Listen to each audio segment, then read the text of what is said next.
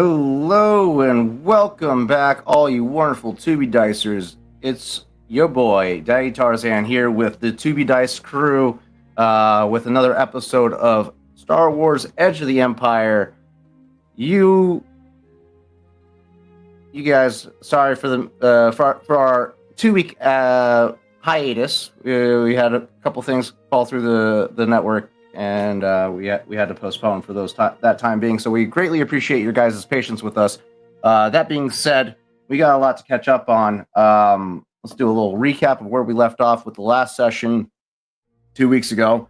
The party had made their way, finally escaping from Bespin to Nar Shaddaa, where they met their new companion, an older, more seasoned Mandalorian by the name of Odil Atine, in one of the seedier cantinas on Nar Shaddaa. Odil let slip the revelation of his motivation into what he's searching for, the helm of Mandalore the Indomitable, to which Chav seemed quite interested in the potential worth of such an artifact.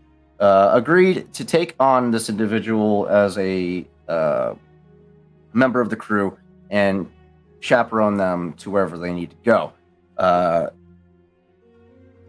The ideal site, or the last known coordinates of the helm of Mandalore, was last seen over the planet known as Raxus Prime, a planet that is heavily occupied by Imperial forces, but they have a way in through a contact known as Rom, Odil's prior benefactor for some of his past digs.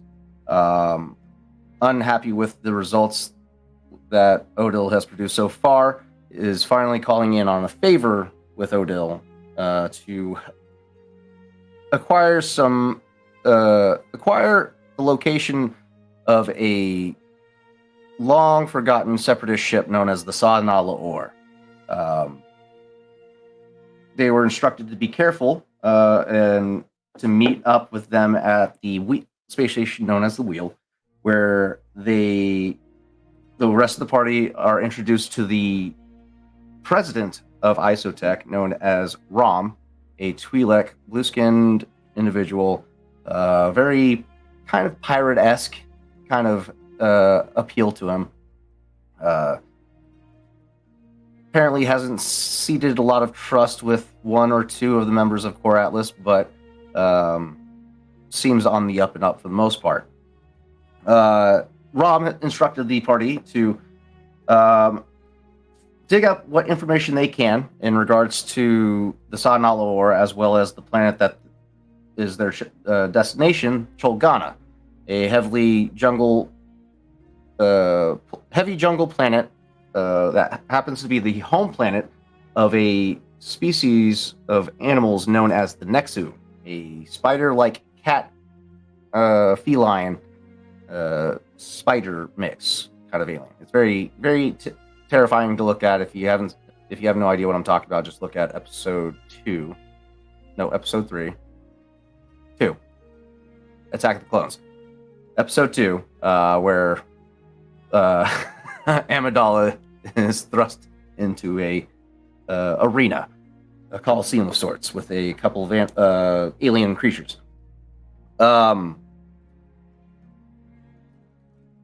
In preparation for this expedition to Cholgana, Rom advises the party to acquire supplies and medical equipment, as he does expect survivors, and would like to have them rescued.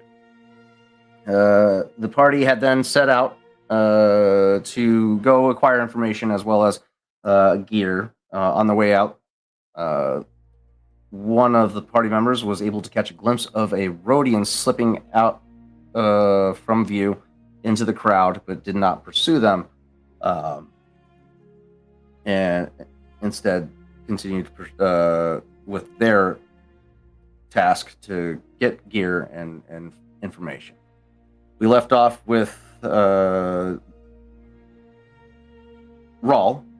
making his way back to the ship after feeling a pull in his mind that led him back to the quarters of his quarters on the ship of the Northwind Chimera, and that's where we experienced a vision where Oho had reached out and communicated with him after his sudden disappearance from the crew. Chav had made his way to the Farlanders Outfitting and Supply with one of their new party members, Guy, what's his name? Species, a Mary Allen, very mysterious individual, constantly in and out of scenes and reappearing and disappearing. As he makes a turn and turns to continue speaking to Guy had mysteriously disappeared. As far as where the rest of this adventure is going to go, as to be diced.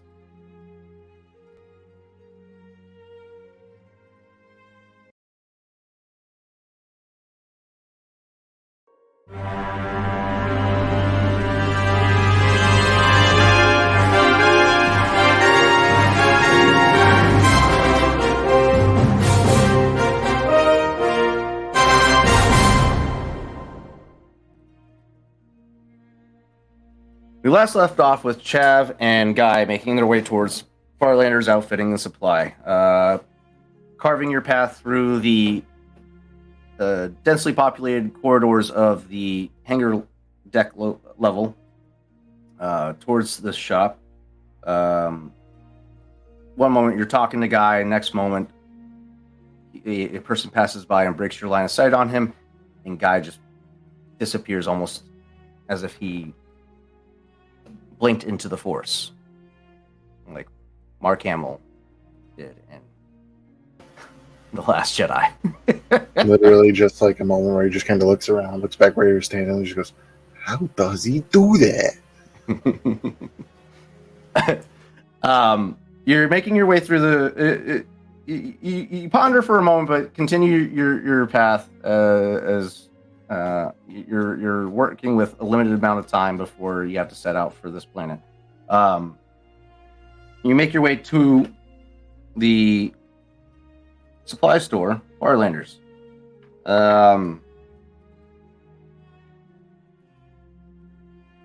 Outside of that store, you spot an individual standing out front, Twi'lek, red skin with green tattoos along his leku and across his arms, and as well as a droid that's standing next to him.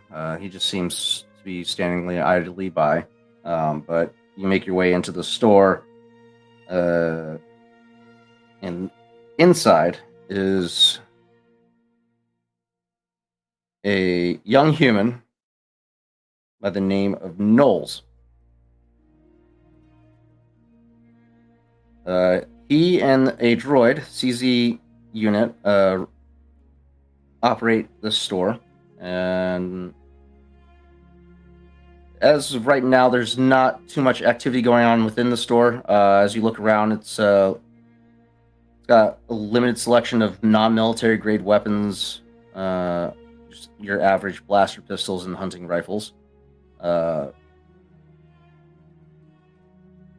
well as clothing and gear, backpacks, the such. Something you would expect from an outdoor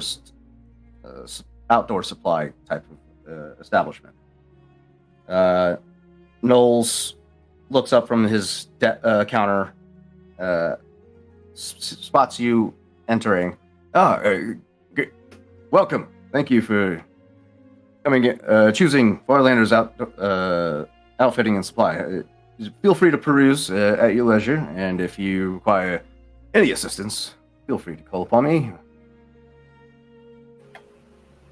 Chav just kind of nods, gives him the old wink and finger gun, and begins looking for pretty much just basic supplies that he thinks that we're going to be needing. Unless he was given a list by Odo, Raul, or others. It would be safe to assume, yeah, they would have left you some wish lists. I look at Rawls and I go, it's just all explosives, and I took it away. Basically. And you look around, this is an outfitting store, they're not going to have that. Let's see. It's a part showroom and part pawn shop. The store carries new and used gear ranging from shipboard tools to survival gear to maintenance equipment. Farlanders also carries a limited selection of non-military grade weapons such as average blasters, pistols, and hunting rifles. Knowles also buys used gear as long as it's in working condition. He's a slick salesman, and while not total, I almost gave up some information there. What? Huh? What was that part? New gear in the store runs at prices comparable to those listed in the core rulebook, while used gear is half off. So you can find backpacks, clothing. This is a very hot climate planet, so you do know you need to buy jungle appropriate clothing, or you're gonna get sweaty. Right. So clothing for. Oh, go ahead. I was just saying, clothing is pretty cheap. Nothing too pricey. Once you get to the more adventurous gear, it's going to get a little, a little more pricier, but nothing crazy. Roger. Yeah, just looking for like anything that he was told, which let me put my glasses on. Metagel seal things that Chav used to weld it. Okay. So I guess we're looking for the emergency repair patches or emergency repair kits. A few of those in addition to just survival gear. Ways to carry extra food or water.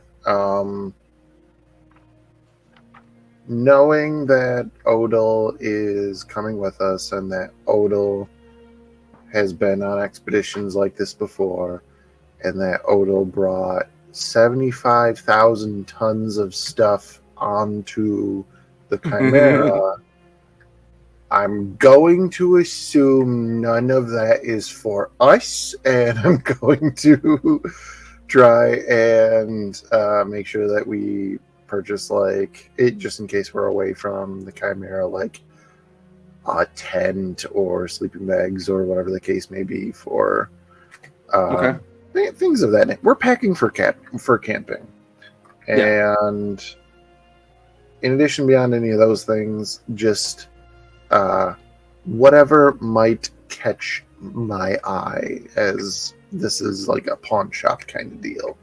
Who knows what could turn up.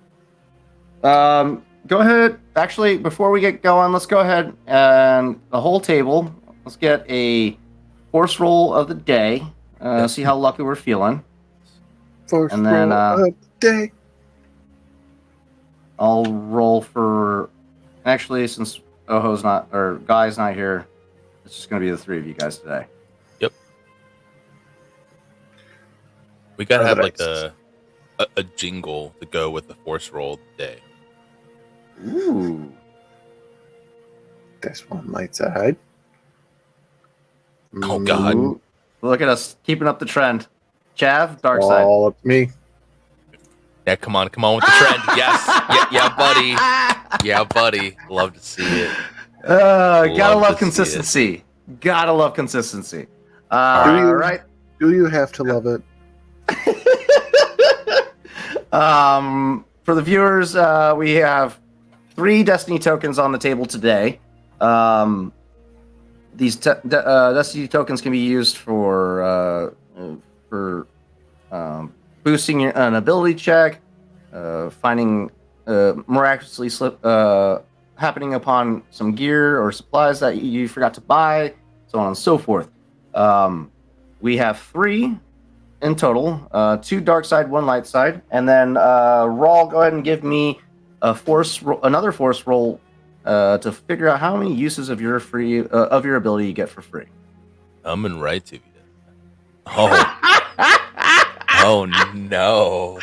That's still. I would say that's like a negative effect, if anything. Yeah. Don't help him. Yeah. Listen, anything to keep it spicy, okay? I like a good story. He doesn't need help making things harder on us. That's true. I will say, if you go,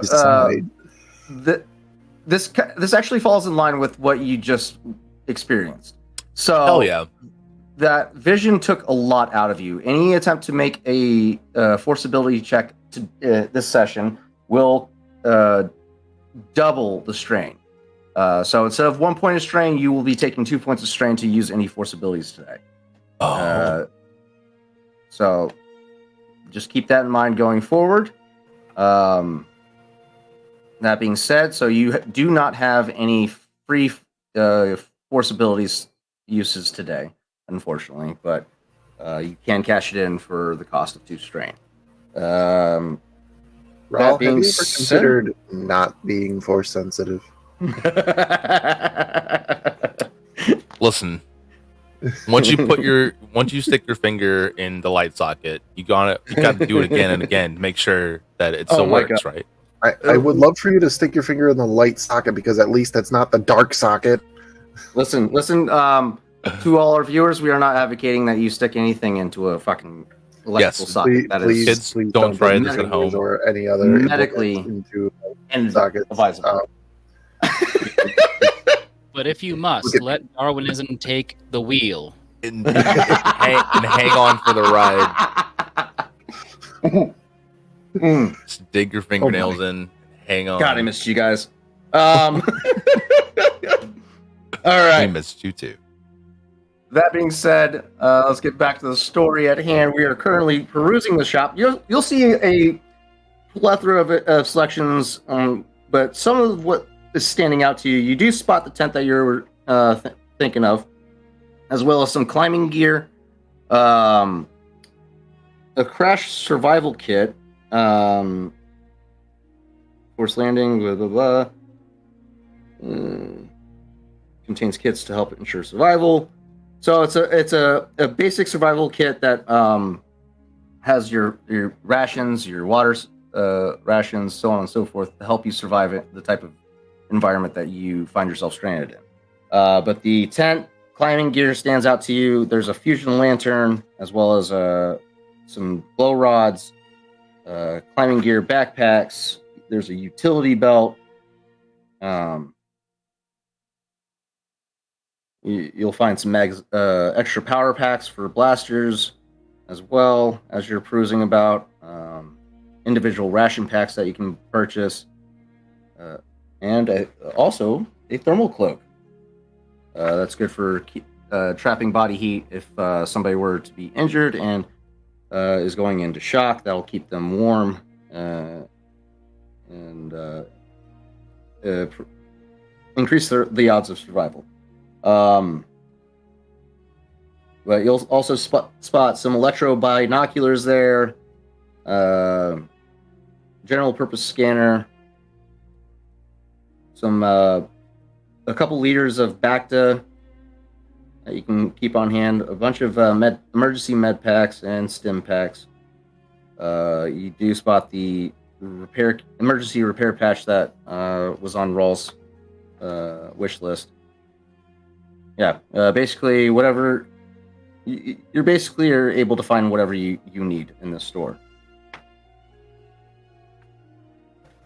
Whatever I need. Okay, I need a Imperial class Star Destroyer, and I need 7 lightsabers. I need no, I'm kidding. Be careful what you wish for.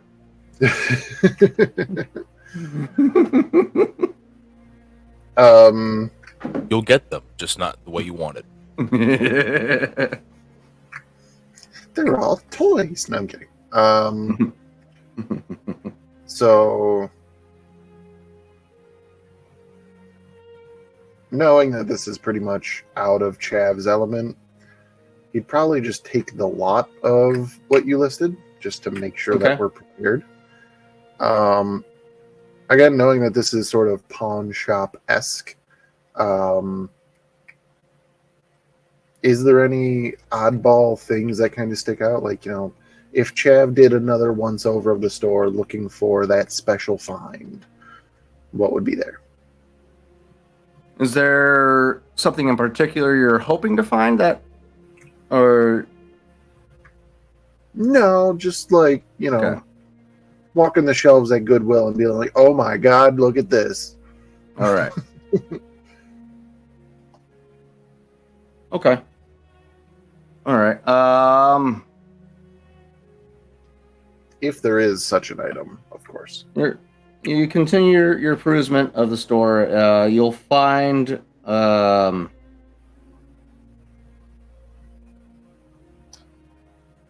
actually find some what appears to be slicer gear. Oh, does it work? Give me a perception check.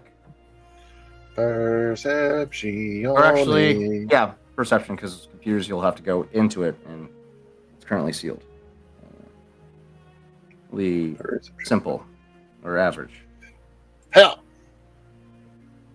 One success, two advantages. It appears to be in good working order.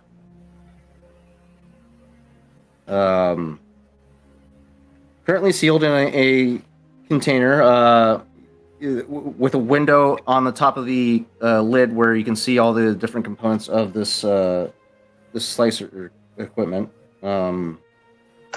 Price tag on it has 500 listed on it, but it's crossed out and it was marked down to 300. And underneath that, the words used.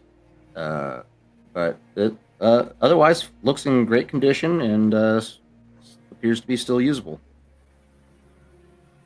Got it. Okay. So otherwise, the other gear that you're looking to purchase, the fusion lantern would run you about 150 credits. The glow rods are 10 credits each. A utility belt. Say again. How many glow rods does he have? I'd say about 10 glow rods on the shelf. He may possibly have 10 credits each. We'll do 5. All right. That's 50 credits. There's has glow rods already. That's fine.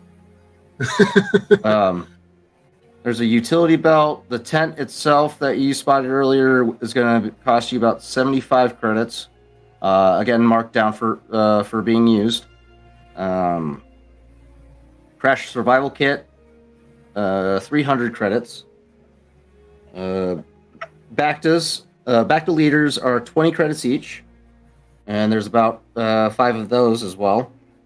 I will take those. That's another 100 credits. Gotcha. And then there's 5 med packs, and then 10 emergency med packs on the shelves. The 5 med packs are 400 each, and the emergency med packs are 100 each. You said there was 5 regular and 5 emergency? 10 emergency. 10 emergency. We'll do 2 regular they were 400 apiece? 400 apiece for the regular med packs, yeah. Okay, so 800, and then we'll do all of the emergency. All right. So that's another 1,000. Right? 1,000. Okay. Got it. Were you taking the slicer gear, or are you leaving it? Yeah, why not? It can only help, right? Yeah, that's 300 credits then. The tent was 100. I don't know if Got you've that. calculated that. Okay, cool. Did you take the I think crash you said it was survival kit? 75. Oh yeah, 75. Sorry, it was marked down for reused. That's right. So you did take the crash. Survival Okay. kit is how much? Crash survival kit is 300. Yeah, why not? It's got it's got emergency supplies, rations. Tell me that that's not foreshadowing. There's a utility belt, toolkit, as well as where's that? Would I know that Rawl has that kind of shit? Because I'm one? wearing a Rawl utility. has- Yeah, Chev is wearing a utility suit, which functions just like a utility belt, so I don't need the belt. Oh, Raw It has a gives belt you extra already. hard points. Yeah, Raw Could I wear already that has in a it? belt. Okay. It gives Could I you wear the an belt in extra- addition to? Yeah, it increases your encumbrance by 1. Okay. How much is it? The belt itself is 25. Pretty cheap. Actually, mark that down to 15 because it's used. Okay. And then the emergency patch repair kit that Raw's asking for. There's 6 of them, and they're marked at 25. 6 times 25 is 150. We're taking them. All right. Want to continue cruising or? Yeah, that'll be fine. All right. And that's a whopping total of 3,240 credits. 3,240 credits. Yeesh.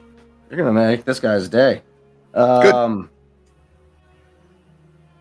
Yeah, you start piling on this gear onto the table or onto the countertop in front of Knowles. He's just watching in astonishment. I need logs. There we go. Surprised and seemingly happy that you're taking this time to purchase all this gear. Yeah, he rings it up. 3,400. Anything else I can help you with? You expecting some? Are you going on a rescue mission? Perhaps I could lend some insight into what you need. I mean, we're just we're playing taxi this time. Just getting a couple of things together. Guys going on a little excursion. Want to make sure that we're all safe and camping, basically. All right, sounds good. Just yeah. Well, I personally endorse all of the gear and supplies that I sell here. So everything should work. It should be in good working order. And if you don't mind, where you come from? We're coming from Narshada. Just Oh, nice. we'll jump over the pond. Okay, all right. I've been there a time or two. It's a little overwhelming for my taste. A lot going on there. Yeah, it's a little overbearing, kind of touristy. Yeah, I went there for my bachelor party a while back. It was a good time. So I got a lot of money in those casinos. Well, if you have any questions before you, I'm more than happy to answer anything you have. And if you have anything that you would like to sell, please feel free to look me up. I'm happy to take any unwanted gear off your hands. Roger that. Tarzan, remind me again what planet we are destined for. Cholgana. You're gonna help me with that. Cholgana?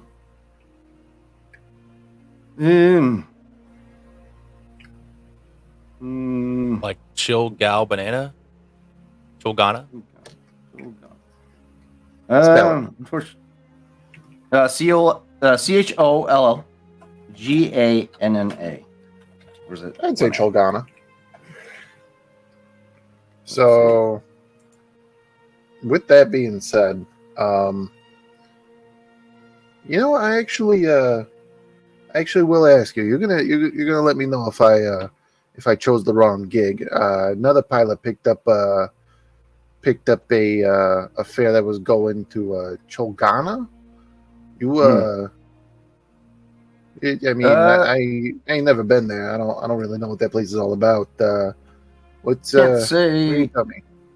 Can't say I'm too familiar with that planet. I've heard some rumors. I've supplied some hunters here and there that were traveling over to that system and to hunt some Nexu. Apparently, Nexu is pretty good money in the Interesting fighting arenas. But yeah, as far as the information on the planet itself, I'm not entirely versed in that aspect, unfortunately. But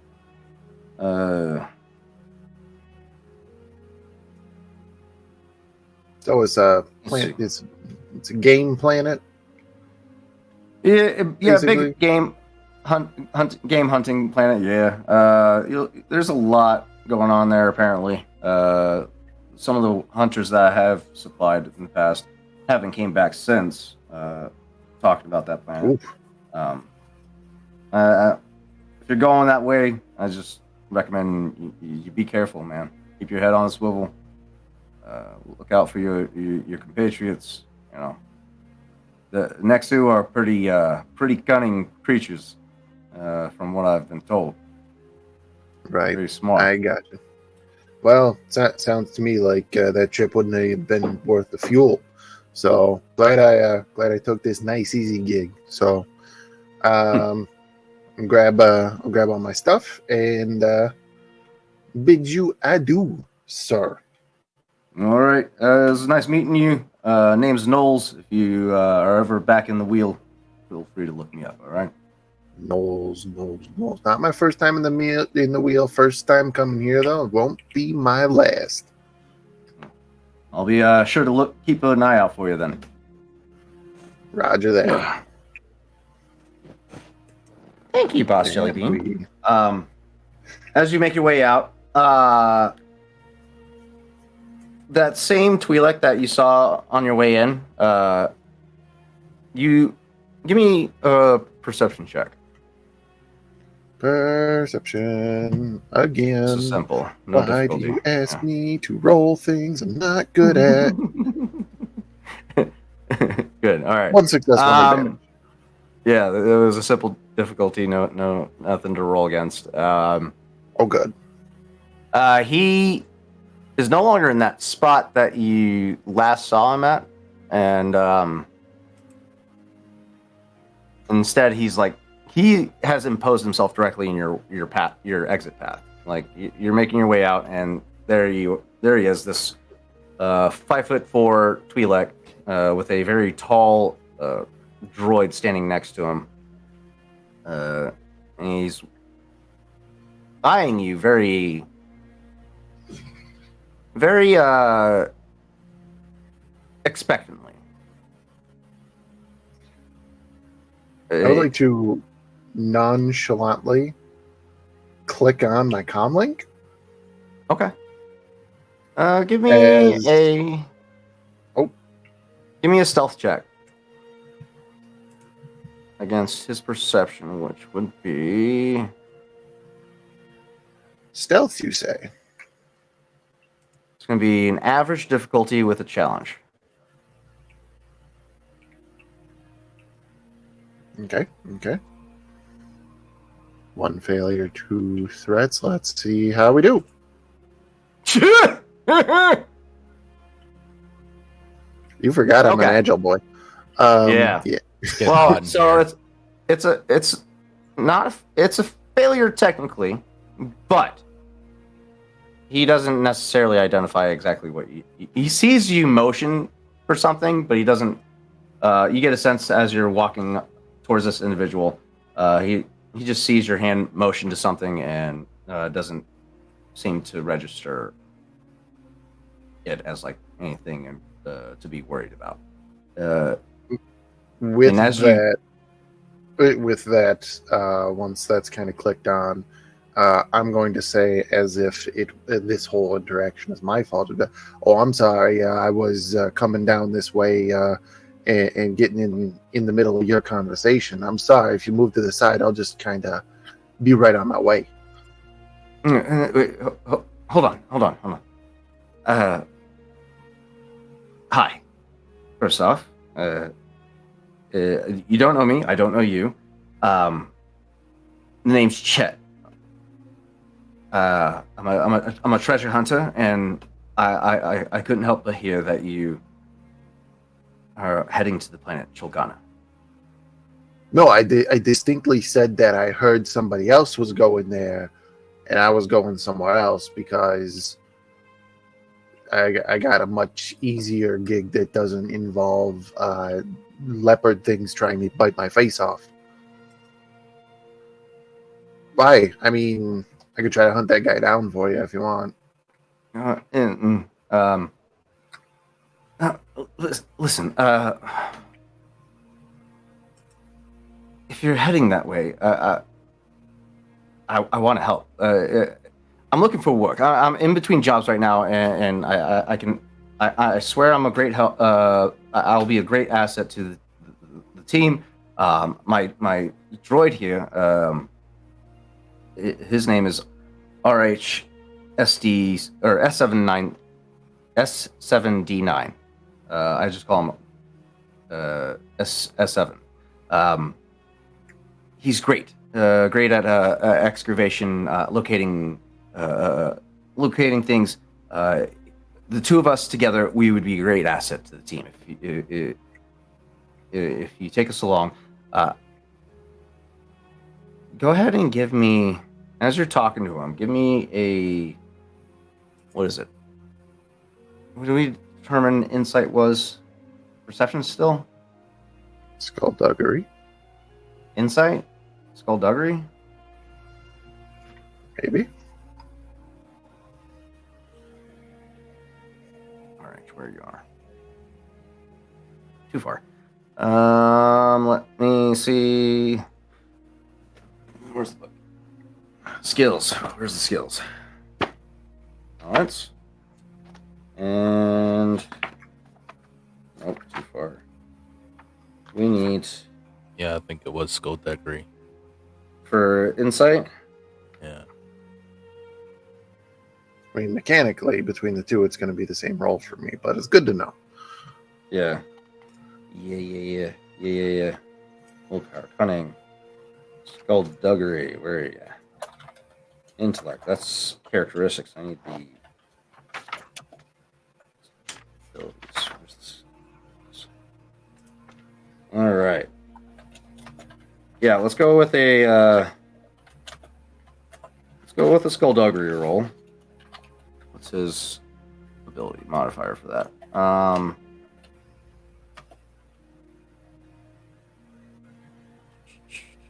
He doesn't have any. Oh, let's do all.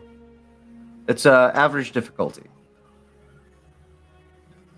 Average difficulty, skullduggery. Let's go. Oh shit! All right. He's kind of hard to read. Like he's kind of on the shiftier side. Out of all the people you've met so far, he there's a level of unease that he does kind of give you, but his motivation and his demeanor comes across as genuine. He appears to very much want to be involved in whatever it is you're taking on, but he's kind of suspecting that you are going to Cholgana because not too many people ask about that planet. So, like, he's kind of, you get a sense that he's dead certain that you're going to Cholgana and he wants to go. So that is fine. Chav will, despite being completely sure that this person knows he's lying, he's going to stick to his story. And he's just going to kind of shake his head and, hey, I mean, sounds great, but excavation, anything like that, that ain't what we're doing. And at the moment, the Core Atlas crew is full up. All right. That's fine. Well, you know my name, Chet, S7. If you find yourself in need of manpower, you can find me. You've been to the Blast Asteroid Cantina?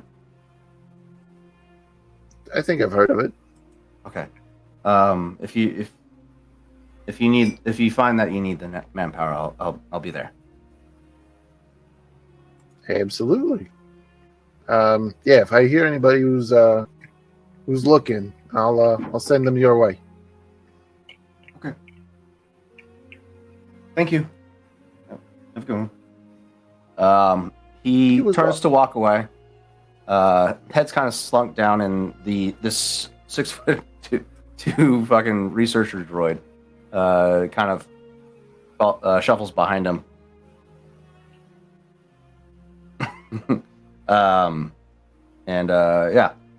He makes his way towards the direction where the blasted asteroid cantina is located.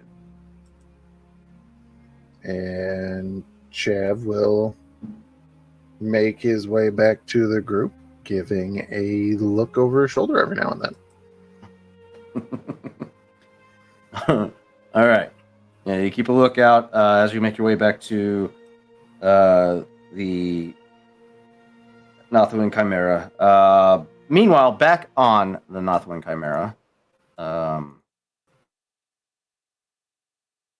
Rawl, Humphrey's standing over you.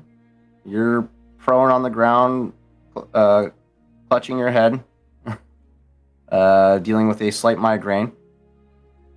After, with the vision of your brother still fresh in your mind, but a haunting, lingering emptiness remains in the back of your mind.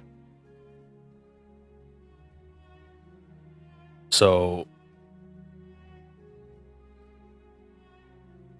outside looking in from Humphrey's perspective, Rawl would probably have been like seizing towards the end of that whole thing, and then became absolutely still.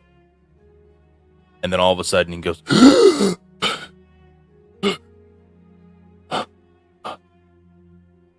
where am I? And then he kind of just, everything kind of comes into focus, and he's like, oh. Yeah, Odell, you've never seen anything like this behavior before. Perfectly healthy individual, something like that is not very commonplace. And last you knew, you were alone on the ship, and next thing you know, you hear a body dropping, and you see Rawl convulsing on the ground towards the end of this episode, and suddenly goes still and just reacts to you standing over him. Odo will probably look down and be like, my dear boy, you weren't sneaking my Wookiee juice, were you? Listen. That fermented log is for special occasions. Listen, I'm a drinker, all right. I can hold a lot of things. That piss water would not have tossed me like that tosser just did. Oh. That was so real. Had to have been real, right? It had to have been. Did you see anything? Did I say anything? I saw you kind of fall over, shake a little bit, and then you shot back up.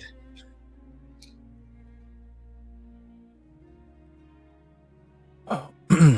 Well, the crew hasn't told you this yet, but a while back, recently, I lost my brother to reasons. Anyway, I don't know what that was, but I saw him. Spoke to him. He said that he was alright. He said that he was doing something, gaining some kind of new focus, and then he's gone. Fucker. Sounds more like a stroke to me, but come on. Oh, he tries to stand up, and everything just starts spinning super hard. Headache comes in really heavy. He just kind of Yeah. stumbles. How big is Rawl compared to Odil? Odil's like He's 5'4". Oh shit! you He's guys a are the little same bit height. taller. He's a little bit no. taller than you. Rawl is like 5'5", 5'6", but he's stockily built, like corded neck and everything. Dark skin, and the mid-journey images we've been generating, I'm just gonna make it canon. Rawl has dreadlocks now, so. Well, I guess in the attempts of like as Odil sees you kind of start to spin and get ready to fall over again, Odil will try to grab you, but he's like 110 pounds, maybe 120 pounds wet. So it's definitely a struggle, but thankfully because he's more compact, he's not just flopping around all over you. So it's a struggle for a minute, but he kind of steadies himself. Just, right, I'm all right. Just leave me be. Right. You guys rolled really good last session. I'm just now seeing the past rolls. Yeah. So many triumphs. My God. Yes.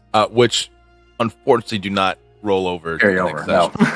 session. Thank God. Otherwise, we'd have so many. Anyway. Right. Yeah. So, Rawl, you managed to gain your bearings and stand up fully. Again, there's this echoing emptiness in the ever present in the back of your what it feels like at the back of your head. Kind of throws off your equilibrium just ever so slightly, but you feel, whereas earlier you could feel the influence of the force, right now the idea of trying to feel that just mentally feels exhausting. And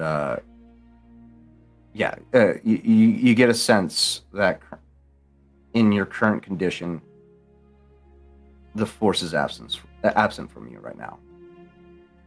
I would say with that too, it would feel like his limbs are asleep, all pins and needles. Yeah. Physically. Just everything feels muted sensorily. Like he's almost got this tunnel vision a little bit going. Sound is like distorted, warped, and bright, and all of his skin is numb so that he can't feel anything, and just trying to. It's almost like being in a bubble, Right. force bubble. And as this first hour after talking with Rom comes to a close, Chav finally arrives to the ship. Entering and sees this. Matt or Chav, you see the tail end of this interaction between Odil and Rawl as you make your way towards the common area, and the crew quarters is off to your left, and the cockpit's off to your right. And you're making your way where would you be heading with all these supplies that you have? I would say that he dropped like a lot of the mechanical things or bulkier things like the tent, the utility belt, the like repair kits, like things like that. He left those in the cargo bay. Maybe taking like a few smaller items to potentially put in like the engine bay or something like that. But a lot of the more practical things like the glow rods, the water, food, things like that. He would be heading to the the galley area, the more so like main crew quarters, every sort of like common area of the ship. Yeah. So as he's kind of like passing this, just making sure the scene is Raw going to stand up and Odell struggling to keep him on his feet. Yeah. I would think by the time he came back, it's Raw picking up the things that were knocked over as he fell, and you would see like he kind of drops like a case or two because his hands are all numb. You guys And keep the Odell scene is going. helping him. I'll be right back. Yeah. Gotcha. So the blast doors open up, and in with like a giant like box, basically. Chav comes stumbling in, kind of looks at this scene, sees the two of you going to clean up. Am I interrupting something? It's all right. I had a bit of a tumble. I don't need details. Let me just get all this put away here. And he puts the last box on the shelf. Right, did you get everything? Yeah, I got everything and then some. Look at this. And he's going to take out the slicer kit and just like start showing it off. Be like, listen, I know that, none of us are really good with anything like this, but I mean, this could, this could at least get us a little bit of a step in the right direction next time that we have to do something like we just did back on Bespin. Yeah, it was some wild shit. I never want to go in unprepared like I did ever again. Exactly. That's why I Shit was spared no mad. expense. I got everything that looks like we could possibly need on this expedition here. As far as I'm being told, the biggest thing other than just it being a hot temperate planet is the wildlife. We might get mauled by big cats. Oh, So, great. Yeah. I I hate mean, things with too many teeth. Right. some people would say that you have too many teeth. I'm just saying, like, there are some people out here who don't have any. You aren't lying. It's a weird place out here. Right, we have things of weapons. I know we were tasked to bring in survivors. Is that right? How many do we know? He just said they're to expect survivors. Right, but how is it a ship full, or like do we? As far as you're how aware, many- the Sadna Lore is a what's it called? It is a massive ship. Let me pull up its information. Give me 1 second. Like a Battlestar a- cruiser size? It's a frigate, Magnificent class star frigate. So massive. It's a big fucking ship. As far as rescue, was not discussed whether or not you need to pick them up yourselves or just prep them for pickup. Rom seemed a little more focused on just getting to the Sanal ore and acquiring the goods on the ship, as opposed to like physically rescuing the survivors. Based off of the information that you currently have on hand, you would kind of suspect that he just wants you to locate any survivors and prep them for extraction, not expecting you to extract them yourself. Based off the information that's been exchanged so far. Right. So you think we will be able to accomplish what we need to accomplish? Do you think we're set this time? We prepared? I should like to think so.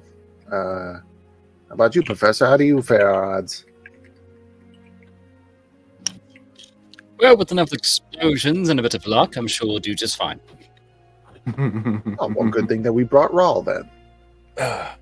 Yes, indeed. And I can make much money more explosions. We can find anything, munitions, whatever. Make it happen. You know, with that formula that you said about explosions and luck, I mean, he's bringing just explosions. That's all that we got. That's half of it. Luck is going to be provided by you. I mean, Luck ain't free. Literally, because both Chav and Rawl rolled dark side tokens. You are the only one that brought luck to the table. yeah. I love how that worked out. That's awesome. Oh my shit. Yeah. So first hour concluded.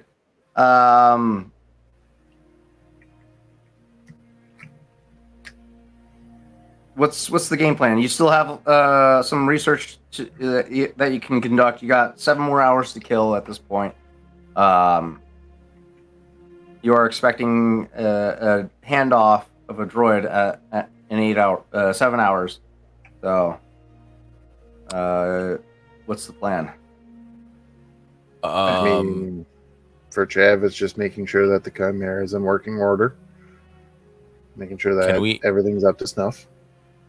Can we access the wheels schematic database from the ship, or do we have to go somewhere to go do that?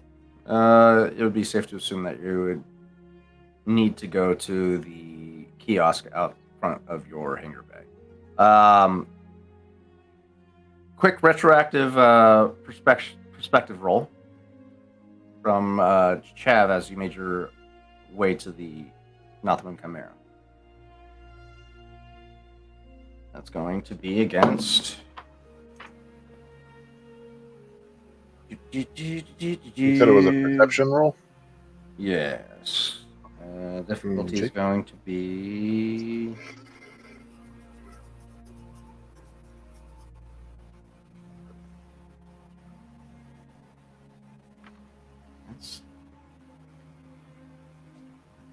All right, I see you.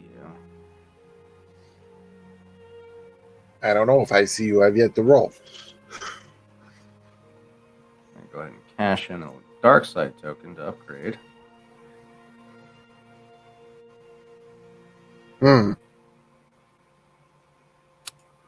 Question mark. Ooh.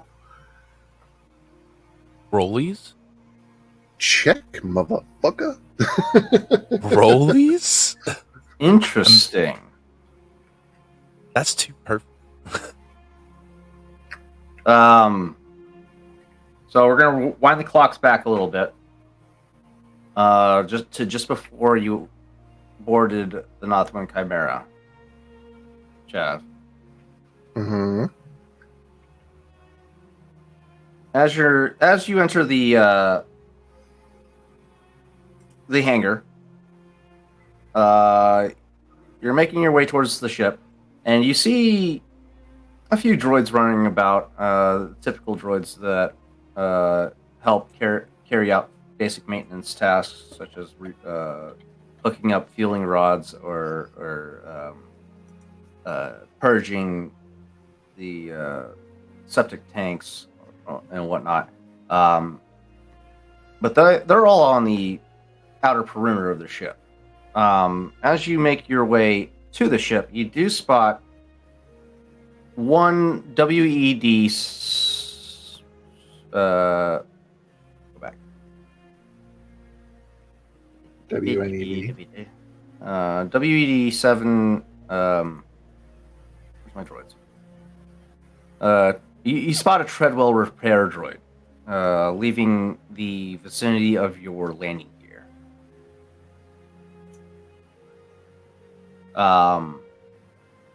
He's got a couple mandibles. One that looks like a welding torch. Some pincers, so on and so forth. But whereas all the other ones are located on the exterior of the ship, that one seems to be, on the leaving from the underside of your ship, which does seem kind of odd. Oi! You!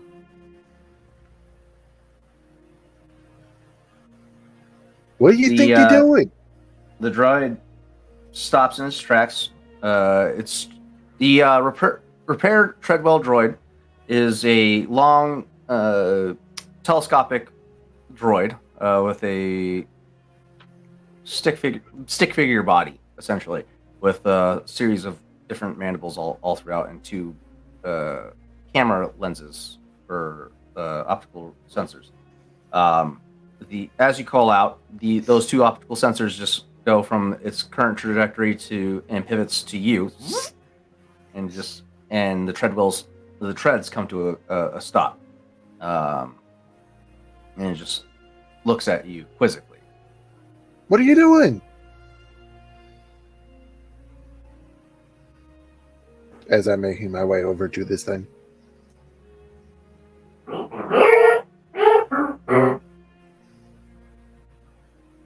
I don't speak binary. Come on. Help a guy out. What are you doing? Show me what you're doing.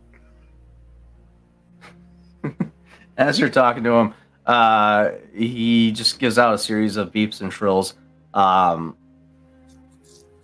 He's pointing at the landing gear.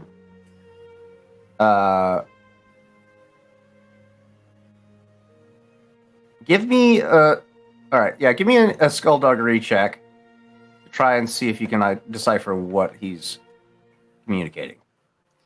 That is sus. Boys, might I use a light side token?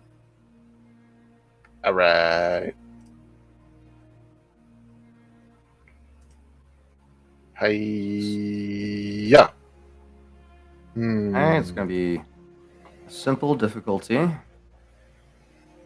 Unclick him so it's not under him. There we go. Hey. Succeed with a cost. There's no cost. This is buy one, get one free. The cost is going to come at the expense of time. Like you spend a good, you spend about 10, 15 minutes trying to decipher what these beeps and shrills are trying to communicate to you. But he's pointing to, as you get on his level to try and see what exactly the fuck he's pointing at. He's pointing at a couple hoses that are hanging down from the landing gear well, and you see some patchwork tape. Tape? Yeah, some repair, emergency repair patches, essentially. Give me supposed to be a fix-it droid, and he's using duct tape on my ship. You can't use a torch on hosing. What kind of check? Give me a perception check against an average difficulty. Yeah, 2 successes. As you are focused on that emergency patchwork, you see the ever faintest flicker of red light. Hey, what the hell is that? As you turn to look back at where that droid was, you catch it at the last second as it ducks into a vent. Or if you blow up my ship, I swear to God.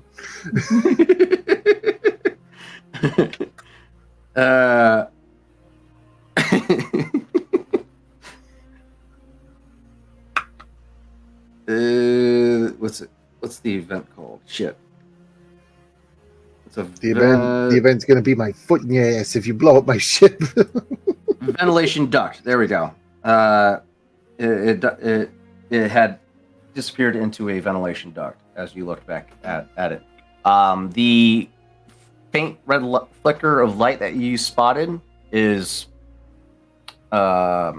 periodical. It's flick, flick, flick. As you continue to observe it, what's your current thought process?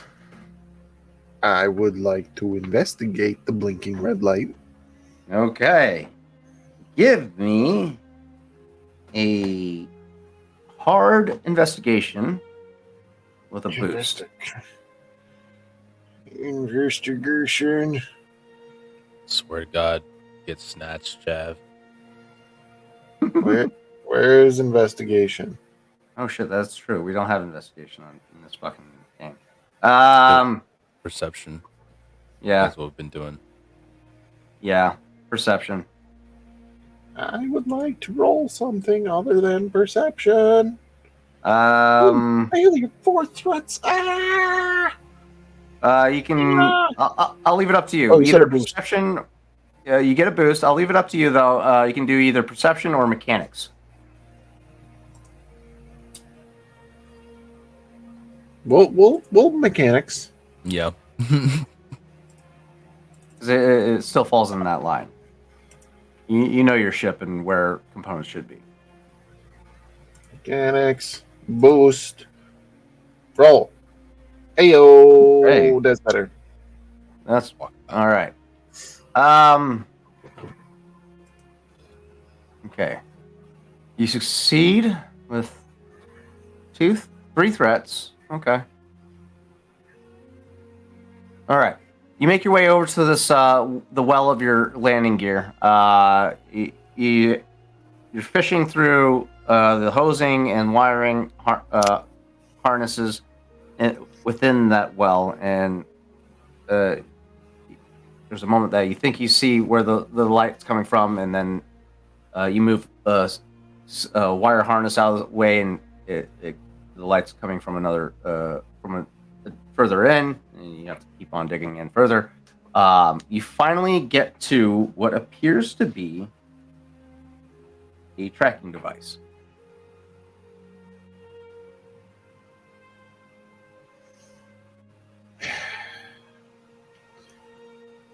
Am I certain that it's just a tracking device? With that mechanics check, yes. Yeah, you are certain it is a tracking device. However, it is not civilian. It's not of a civilian model. It does have some militaristic aspects to it. All right. So that being said, since it is just a tracking device and we're not planning on going anywhere anytime soon, I would say that this is the point that Chav ends up inside the ship. So fast forward to the end of our last conversation, and Chav will look to Ron and be like, "Hey, bring your tools. I need you to come check something out." All right. What you got for me? And he pulls everything up, starts laying out some tools. People sticking their nose where it don't belong. We've been low jacked. Takes the device, looks it over. Oh yeah, I've seen this before. Seen its make. Give me a. They got history. I don't think they have. It's a lore. I think it's a lore check. Either lore or underworld. I would think. I'll do lore if you want to do lore. Oh yeah, there is a lore button. Yeah, do a lore check. Do average difficulty. don't think I have anything for. I'll give you a boost because it does appear to be familiar.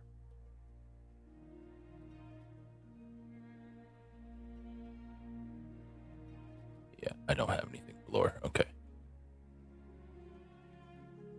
Oof. You're not able to identify it explicitly, but it does have a militaristic encryption to it. Would I be able to tell what side of space it's from? No. Okay. Not with that check. You look at you kind of pry it open carefully a little bit just to get a look at the internal components of this tracking device.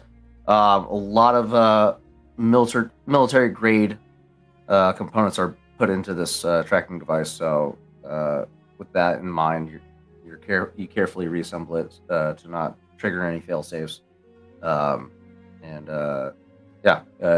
far as you're aware, this thing it has some level of military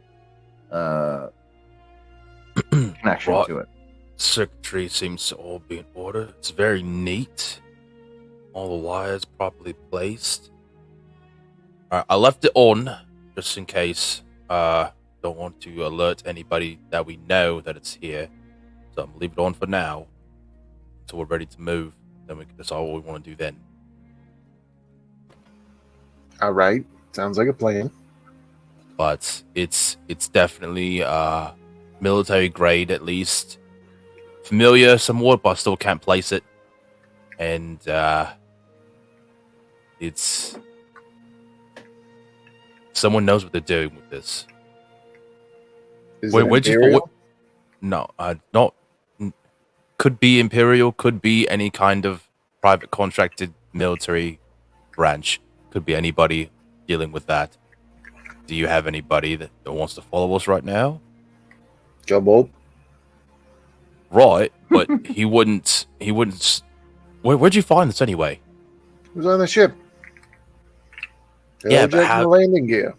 Yeah, right, but how'd you know it was there? There was a fucking droid that was just trying to sneak away after putting it on.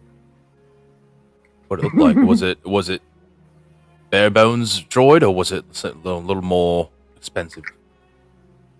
It seemed pretty simple. I don't know, man. I don't speak binary. Right. Well, I don't think it's Imperial then, but could be any. I've seen them use anything before, so who knows? Either way, here's what we got: someone who knows where we are now. Someone's been looking for us. Who do you think? Other than Killbolt, we know he could probably find us if he really wanted to, easily. So someone wants to keep tabs on us. Gilbolt is the best case scenario. The worst case scenario, I don't know, that creepy fucking dude with the red glowy sword. Him. True. And then there's a bunch of shitbags in between those two. Don't think it's him though. I may have had some confirmation that it's not him. Care to elaborate, or do you enjoy being cryptic? Right. Well, you say you came in, saw me take a tumble. Yeah. Right. I just had a vision. In it, I saw my brother. Said he's fine. They somehow beat the guy, and now they're on the lam, and he's learning some force magic shit. I don't know. He's pissing me off. I hate him right now. Either way, I know he's alive. I don't know how I know. I just know. All right. That's a thought. Right. So So again, I don't think it's him. He would have been too preoccupied trying to track my brother down than to track us down, all the way out here in the fringes of space. I mean, It's fair. seemed like a crazy dude. Who really can say what kind of logic he uses? There. Who goes around so he can Seriously, lie around? Yeah, this day and age, who's gonna be whipping around freaking swords and shit when we got blasters? You sure they were red sabers? Yeah, You were there. why? Well, just like the Jedi, the Sith aren't really that active anymore. So, if the Jedi were scarce, the Sith are even more scarce. And why is one all of a sudden on our trail? I don't know. I don't. I'm not religious. Not either, really. When it breaks down to it, what my brother and I do, what we learned from who we learned it from, it's not really considered the Force or using the Force. It's different. It's more scientific with it, I guess you can say. It's a lot to explain. My mentor said I was never good at explaining things or teaching people about this shit. So yeah, it's more instinctual. It is for me. Well, that's a lesson that you seem to have grasped, is how you sucked at your lessons. Listen, the practical shit I get. Is that why This you're so stuff was strange? hard. Because you didn't pay attention in your lessons? I mean, I don't know, man. Ever since this whole thing started to pop up, it seems like you trying to do this is causing you some kind of strain every time. It seems like Listen, the I'm dice are not in your favor. Shame. I'm not trying to do that. It just happens. All right. It's not a thing that I can control. If I could, I wouldn't be here struggling with this shit. Can't even feel my fingers right now. I'm giving you a fucking inspiration token for that.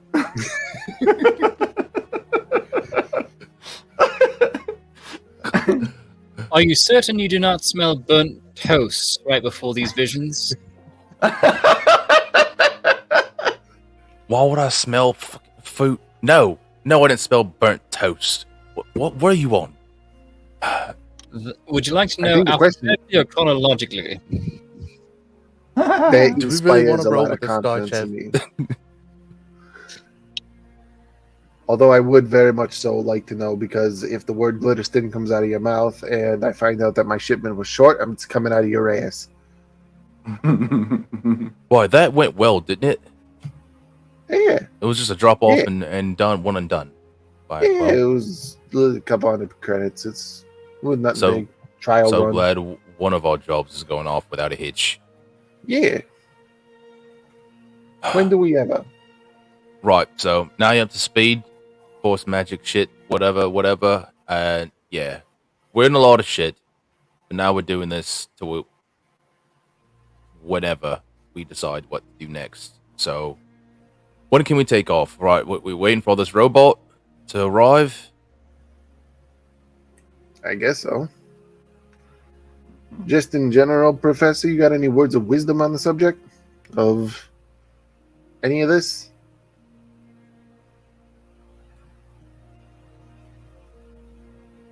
Should we keep an eye out for anything while we're on the ship? Anything important? Do you know of any documentation or any special, I don't know, scientific machinery that we need to be looking for on this ship, or we're just looking for whatever we can? Well, I know what I'm going for. It's a relic that's important to my people, but whatever you deem worthy or worth a pretty penny or two, grab what you can. And you don't care, you don't want any claims to what's on the ship? I mean, it's apparently something that's important to you, so I imagine a lot I of mean, things so that are so- on there. back at least enough for my benefactor to not be as mad at me. So, Yeah. For clarification, the Sana lore does not contain any aspects of the artifacts that Odil is searching for. What he's searching for is on Raxus Prime, which Rom promised to give him access to if he does this job for him. Got it. Cool. And Do you believe that for any reason your benefactor might try to lowjack my ship just to keep tabs on you? I mean, I don't see why. It's not like I'm a hard man to find. Matt, not Matt, I know. Tarzan. Yes. Yeah, because it was just Rawl that was outside the bar, and he saw the Dathmirian.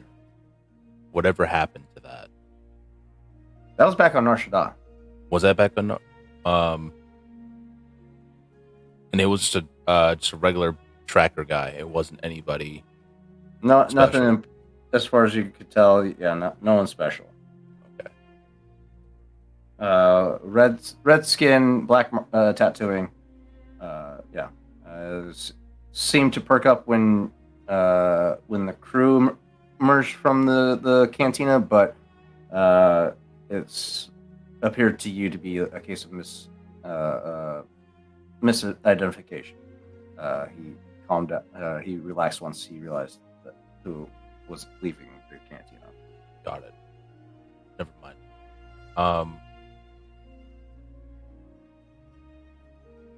Yeah. He wouldn't lowjack anything. Okay.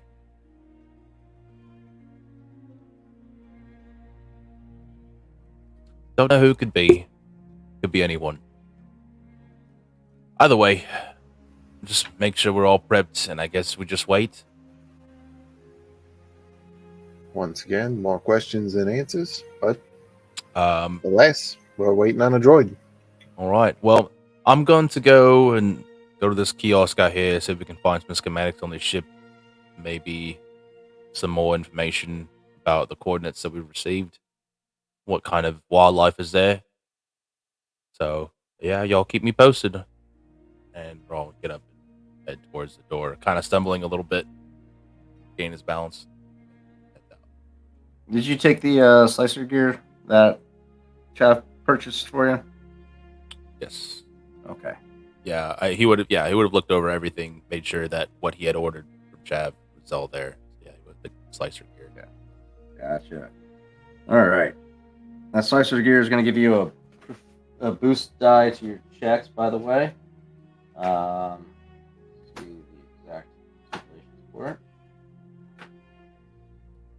Here, my sheets. All right. Slicer gear. We don't know. No, we're not in the market for spices. Not yet, at least. So you make your way out to the exterior of the hangar. Give me an average perception check while you're out there. Righty.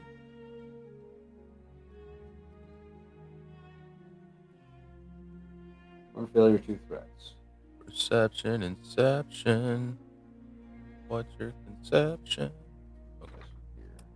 Well, failed, but with 2 advantages. Okay. Good. Okay. Old one. Filled with code breakers, data probes. Other items might include false credit chips for accessing the accounts of other or modifying monetary levels. Their tools are unique. Often, a slicer can identify another slicer simply by inspecting the electronic fingerprints its tools leave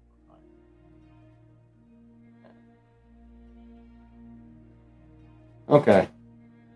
So you're gonna have to train with these with this equipment for a little bit before you can effectively use it. So for now, no boost with your computer checks. You gotta get familiar with this tool set. That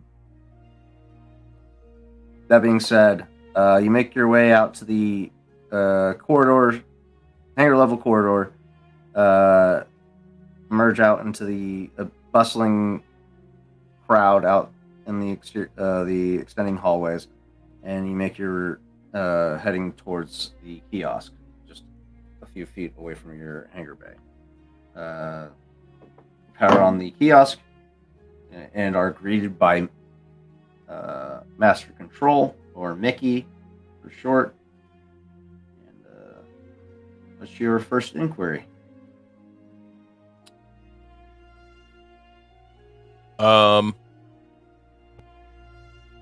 would probably type in or say the coordinates that were given for where the ship should be and what planet that is, and just give a whole overview of that.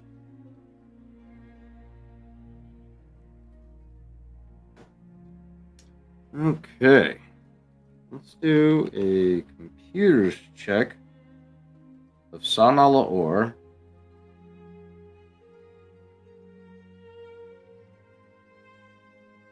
I mean, average difficulty. So, here we No, go. not the ship, but the planet.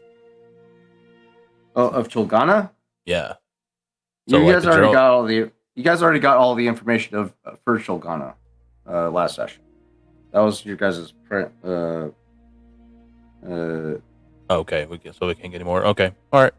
Yeah, you guys got a triumph on it, which told you Chulgana's orbit currently has it passing through a nebula, which will impair sight and sensor readouts significantly for those traveling through the stellar cloud. Extreme caution is advised.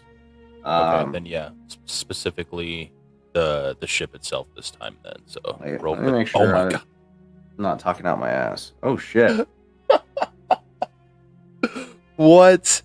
How is that possible, dude? That's crazy. For the crowd, that's 0 successes to the difficulty of 0 successes and 1 threat. I don't know how that fucking works, but whatever. That's hilarious. That's fucking hilarious. Can't win. It's fine. A threat. What was a threat accumulated in the computer's check? Jesus. Probably raw fat finger in the coordinates. Yeah, you just start getting information about another planet known as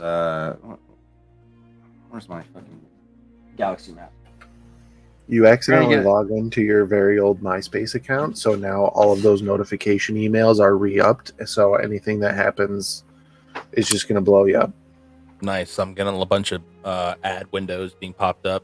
Cool. Mm-hmm. Love that. We're getting another sea planet instead of what you had intended.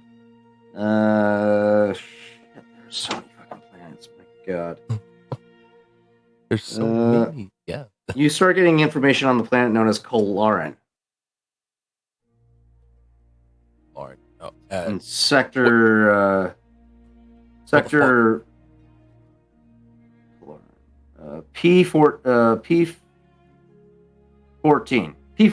in sector P14, a planet known as Kolarin. I am not going to search all that. No, you're good. As the information starts to roll across the screen, Raw's like, "What the fuck?" And if it's like an older looking kiosk model, he'll like do the whole like kind of bang the side of the computer and make it work kind of thing. No, not backspace, back go. Please refrain from striking the console, or you will be detained by wheel security. All right, well, give me the information that I asked for. What is your inquiry this evening, sir? I need these coordinates, please.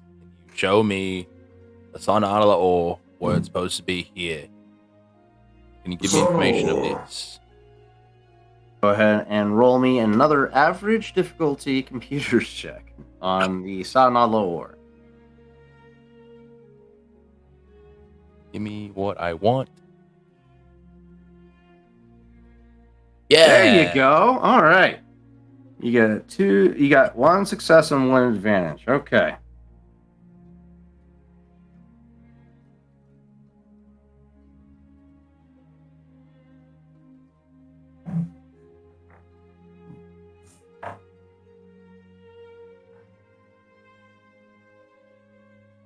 Would you like to hear the tale of treasure hunting presented by Grinas? Is it about the Sun ore? Indeed. Sure. Right, give it. The recount of the Sala lore as told by Grin's tale of treasure hunting. The Sala lore, well, now that's going back a bit. There was a time when every treasure hunter in the Outer Rim was out there looking for that long-lost separatist flying vault. While the truth and the Sana lore rarely seem to go together, one thing's for sure. The Sana lore is famous for disappearing. Here's one version of the story, and it might even be true. At the end of the Clone Wars, the Separatist captain loaded up his ship with every credit and ingot he could find. When the Separatist movement collapsed, off he went. He made a mad dash up the Perlinian trade route and took along the best cybertechs in the galaxy. Well, the new Imperials wouldn't have any of that. Maybe they feared a new cyber war, or Outer Rim warlord. But it's more likely they thought they were just hunting down yet another fleeing Separatist commander. In any case, the Imperials chased them up the Perlinian trade route. The Sana lore must have had a jittery hyperdrive because we've got tales of skirmishes all the way to the Outer Rim. Right when the Imperials were about to blow the ship to pieces, bam. The ship disappeared in one last hyperspace jump. That was it. No one has seen it since. Some say the ship simply disappeared in a hyperspace mishap. Others report sightings out in deep space, believing the ship might be lost between the stars. Right, you Every can so stop often- there, mate. You can stop right there. Right, I've heard enough, so I don't really have nothing. Do you know if there's any robots or droids on the ship? The Banking Clan frigate carried thousands of battle droids, but only a small crew of 50 living organics. Thousands of battle droids. Why has it always got to be droids? Right, right, thank you. Do we know what kind of wildlife is out there next to this ship where it crashed, where it supposedly went to? Do we know how dangerous it is? What we should bring? Do I need big arms? If you are inquiring on the species of fauna within the planet of Tolkana, the most prominent species of fauna on the planet is the creature known as the Nexu. Would you like more information on the Nexu? Just how to kill it? Nexu is an organic life form, susceptible to classify as any other organic life form. Is well-placed shot to the central cortex or the heart should be sufficient enough to down the beast efficiently. Right, and the flora? Any dangerous flora there we should expect? You should expect megaflora upon arrival to the planet. It is a vastly dense jungle planet, and the flora is uncategorized currently at this time, as information about the planet is very limited. Right, is it breathable? It's a breathable area, or do I need a tank? As far as the atmosphere of the planet, it does sustain life, therefore it should be adequate enough to sustain any organics that should embark on the planet. Right then, you've been very helpful. Tell your boss to tip you and give you an upgrade. And Anything other information I can provide you? he'll walk away. Have a good evening, sir. Yeah. The console powers down as you begin your departure from the kiosk.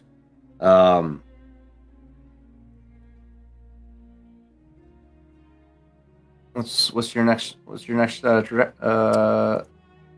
on your mind, buddy? at this point in time, I think we're all just kind of trying to go through the motion and lose himself in the work, trying not to think as much as possible, just pure facts about what he can control right now. So all of what just happened with Vision and any what ifs dealing with anything outside of the mission, he's now mentally putting it on the shelf until Okay. towards whenever he Refocusing can. and being more centralized on the objective at hand. I got you. Mhm. Okay.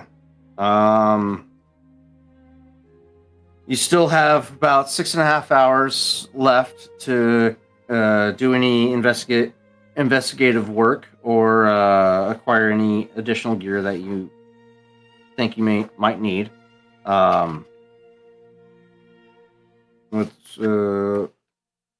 What's your plan to kill time?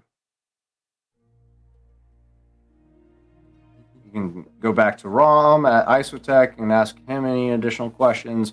You can ask around, see if any of the locals know anything or have any input on any topics such as Isotech, Cholgana, Raxus Prime, or the Sanal Ore. Those are the four most prominent Is key there any factors. big game hunter organizations on the wheel? Organizations, no.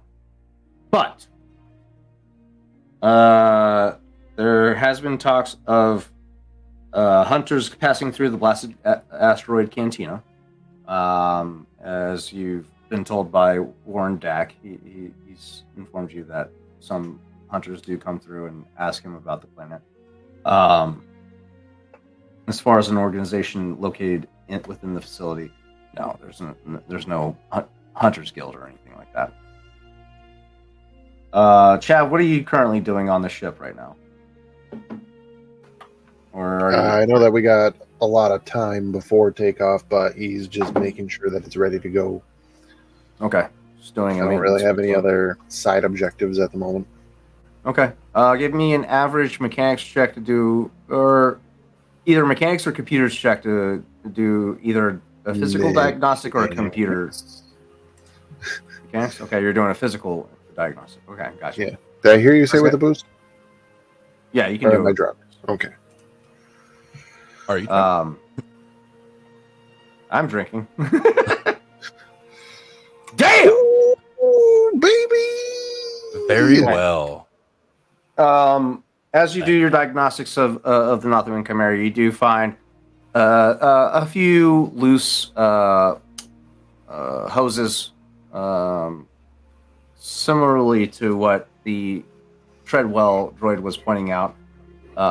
You get a sense that he was kind of being truthful, but also had an ulterior motive, as you can mop up any of the lingering faults. Northwind Chimera is going to be purring like a kitten after this. She's in good working order. Any piloting checks from this point on will have a boost die to it. Fuck yeah. For this session. Does not carry over. For this session. And that's where we're ending tonight's session.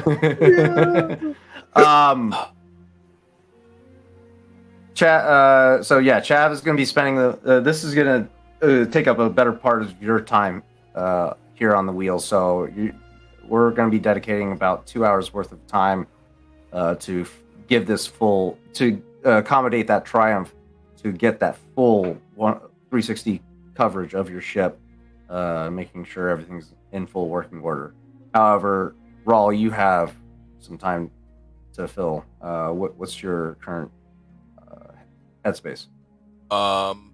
We don't have to RP it, but he will go to.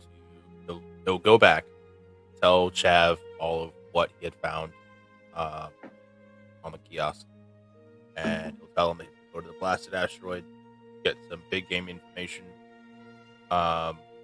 any advice, any of the hunters there, and what sort of weapons work best.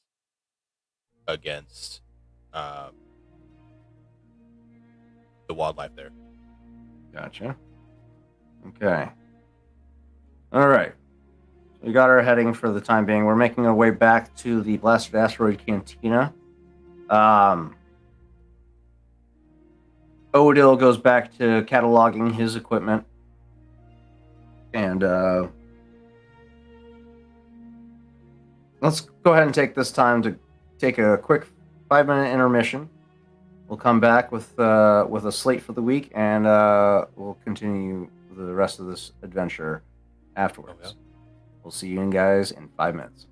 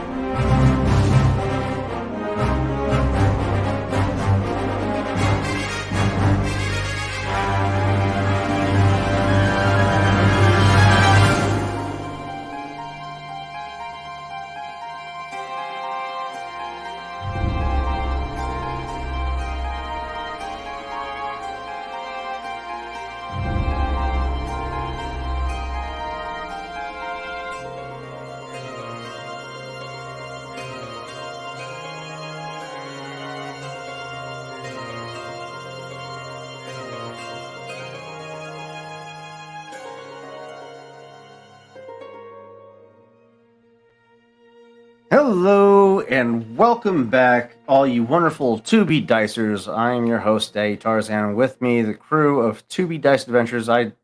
Just now realized we forgot to do introductions, but that's neither here nor there.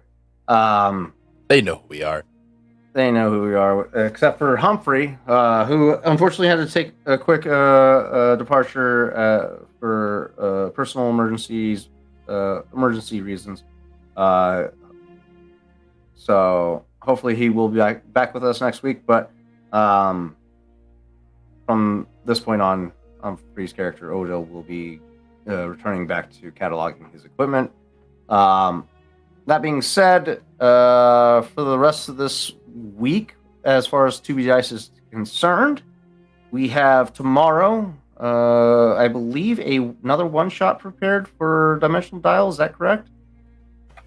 Is it part 2 of your one-shot, Oz? It can be, but I believe Matt has something. No, we could do that. I messed up again this week. Cool. I'll get on it tomorrow. We're professionals. Oh, yeah. It'll buff out, as buff. we like to say. Tales of Varden will unfortunately not be occurring this week, as it falls on 4th of July. So happy Arson Day. Don't go burning down buildings. Just light some fireworks on fire and have a good time. And drink some beer. You can't tell Rawl not to go burn down buildings on Rawl is a Liberation different Day. story. Rawl is a different story in a fictional setting. He can do whatever the fuck he wants, as long as he's willing to live with the repercussions of his actions. He's willing to live with the repercussions. How do you think he got all those enemies? All everywhere. They're behind every corner. I can't wait for fucking Jasper to make a reappearance and just call this dude out again. Jasper. Fucking Jasper, mate. That being said, that is our slate for this week. Do tune in next week for, I believe we do have a full slate again. Next week we shouldn't have any interruptions with our regular scheduled programming, unless we have any personal emergencies that needs to be dealt with, and so on and so forth. Please bear with us, as we are entering a very chaotic time in our in everybody's lives at this point in time. A lot of things are going on around this time of year, so please bear with us. That being said, any other announcements that anybody else has for the audience? Any well wishes or birthdays they would like to call out? Any shout outs? Go kiss your mama. KJ. Go kiss your mama. Shout out to you, KJ, for being awesome as always. Michael St. Gregory, our producer for 2B Dice Adventures, for producing these beautiful layouts that he's done for us. So good. Chris Claybeard, the creator of all of our wonderful drinkware. Don't need to get mine. Mine's on the way. And any other creators out there that does produce anything for 2B Dice Adventures, you guys are greatly appreciated, and we love everything that you do send us. Other than that, that's all I have. If that's all everybody else has, I think this adventure is 2B Dice at this point. Let's get back to the action.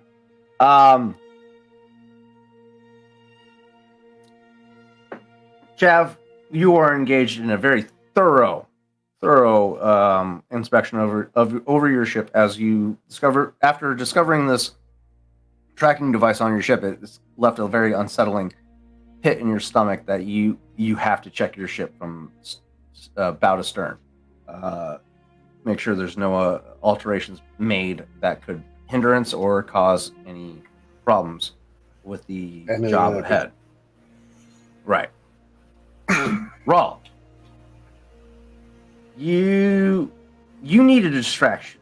You need to get your mind off the fact that only an hour ago, your brother was standing before you, almost as if he was like physically there, and you were conversing with him. So you full sent into. Have a good night, KJ. Thank you for tuning in as quickly as you did. um, you fully committed yourself to finding out any and all information that you could possibly come up with. Your first heading being the Blast Asteroid Cantina, where you've heard is frequented by a bunch of big game hunters, and hopes to learn more information in regards to the planet Cholgana. You make your way there. There, still behind the bar, Ciolaway, the human bartender that acts as a buffer for Warundak, who you do see still in his same booth, overlooking the entirety of the cantina for any potential juicy information that he could acquire. At this point in time, it's pretty late in the evening. The cantina is a little more bustling at this point in time. A lot of background noise going on. A lot of conversation. Let's change up the music here to a little more of a tavern-esque music. Let's see. Homebound? No, that sounds like you're going into battle. I might be. It is a bar.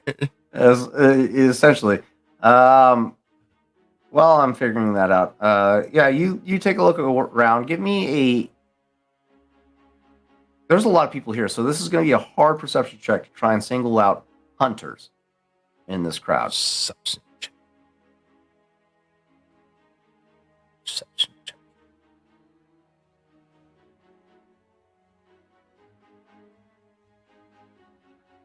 I'm not as bad as Chav, but I don't like doing perception. Hey, did something though. Medieval drama. One success over your failure to advantage. I gotta work on my soundboard. I gotta get some fucking tavern music in this bitch. Medieval banquet, maybe?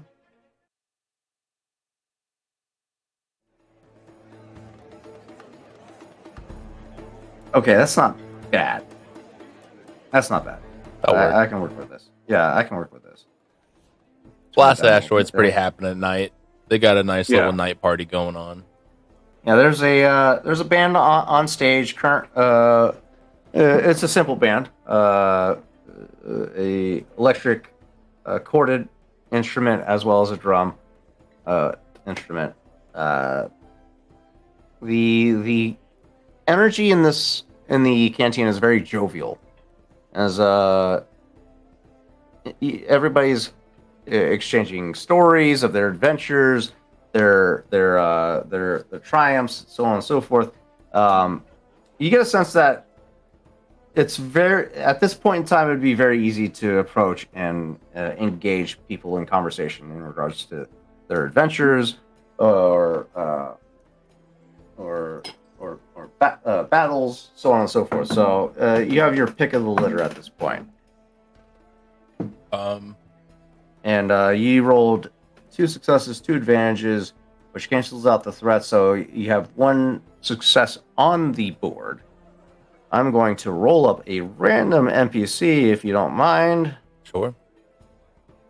However, Raw's going to start with going into the bar, going to the bartender, and kind of just eavesdrop on the surrounding conversations a little bit, order a drink or two, and just kind of like keep his head on a swivel as he's searching these people.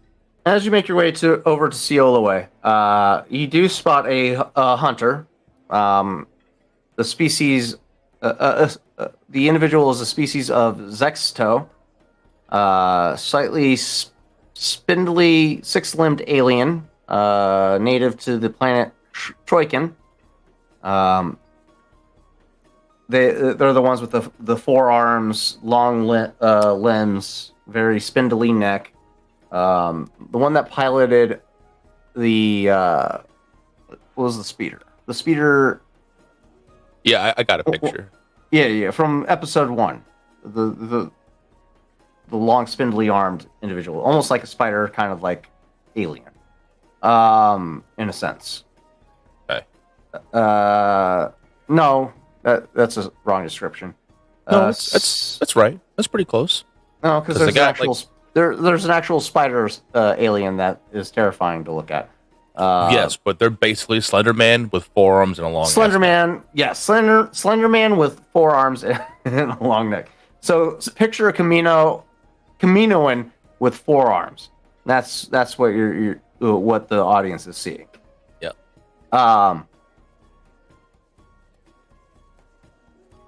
He is decked out in modest armor.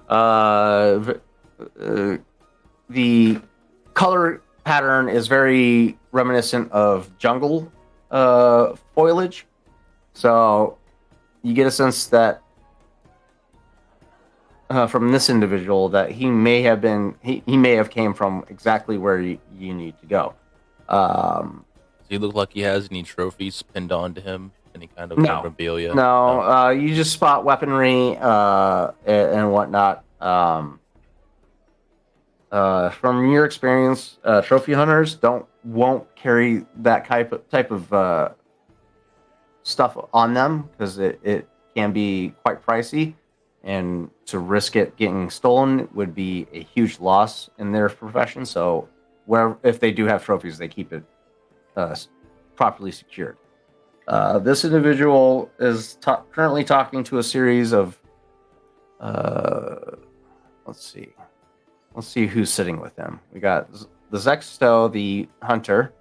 We got a Gran, which is a 3-eyed goat-like alien, humanoid. Identifiable by their 3 eyes and goat-like snouts. Gran also had small antennae like nubs on the top of their heads and thick, bulky hands. So the Zexto is talking to a Gran and a Mustafarian Northern. What is that? What is that? Oh, okay. Very interesting. 2 subspecies of Mustafarians. They are tall and thin, with long snouts resembling those of the Kubaz. So very humanoid in appearance, but they have a long snout, like a Kubaz. So he's sitting. This Zexto is talking to a Gran and a Mustafarian. Seems to be very jovial in appearance and is having a good time. But Mustafarian, is that the alien that Anakin was going up against in the pod race? No. Okay. Zexto, yes, but not in Mustafarian, no.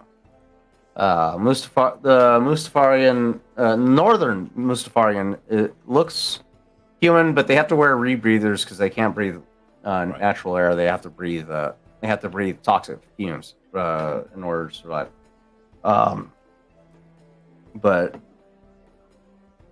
yeah, so yeah, this individual has light armor on, foliage.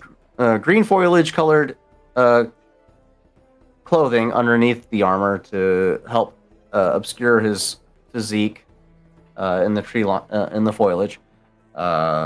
Armed with a blaster rifle and a holstered blaster pistol on his long spindly leg.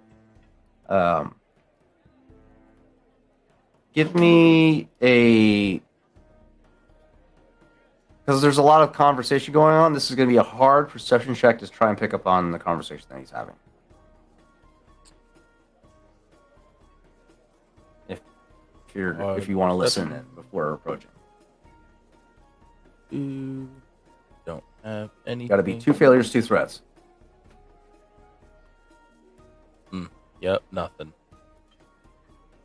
Yeah, there's too much background noise going on to be able to pick up exactly what he's talking about. With your innate ability, he seems very boastful. He's talking. He's currently recounting a past expedition or hunt to the occupants of his table right now, and it has a air of superiority to him as he's telling the story. I would think that Raw would lean into the bartender, kind of refilling his glass. He'll take a sip and look over. But that table over there with the Zex is are they big game hunters here? You know them. Sealaway leans in as he's polishing glass. Yeah, that's Garspan. He's a pretty infamous wildlife game hunter. If I recall, you're looking into a specific type of game. He'd be the person to talk to if you wanted to find out more about that. Oh, thanks. And hey, can you give me an extra drink? You know, gotta sweeten the pot a little bit. Pay the toll troll, right? Oh, he's drinking an Alderanian brandy. Right, yeah, one of those. Okay. Coming right up. That's going to be 15 credits, my friend. All right, make it double. I'll take one as well. Why not? Maybe on All the right. job. Who says it can't have a little bit of fun, eh? 60 credits overall, and you keeping the tab open or closed? Right, you can close it. Not here to get obliterated tonight. Taking off good. here in a little bit.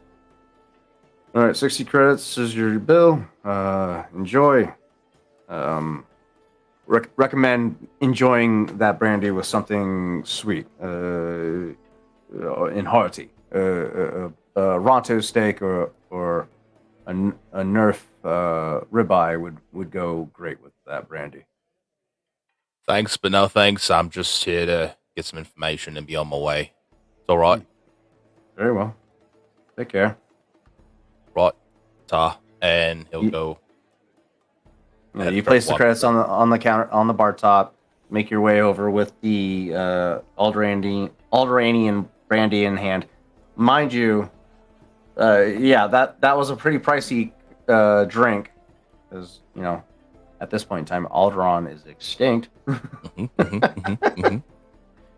In hindsight, that drink is probably more expensive than just 15 credits. I probably should have priced it about 100, with how rare it is at this point. But you know what? Maybe these people aren't up to their current events at this point in time. So yeah, we'll go with we'll stick with the 15 for now. Next time. How do you spell the planet's name again? Alderaan? No. Or Cholgana? Cholgana. Cholgana. That is going to be Cholganna.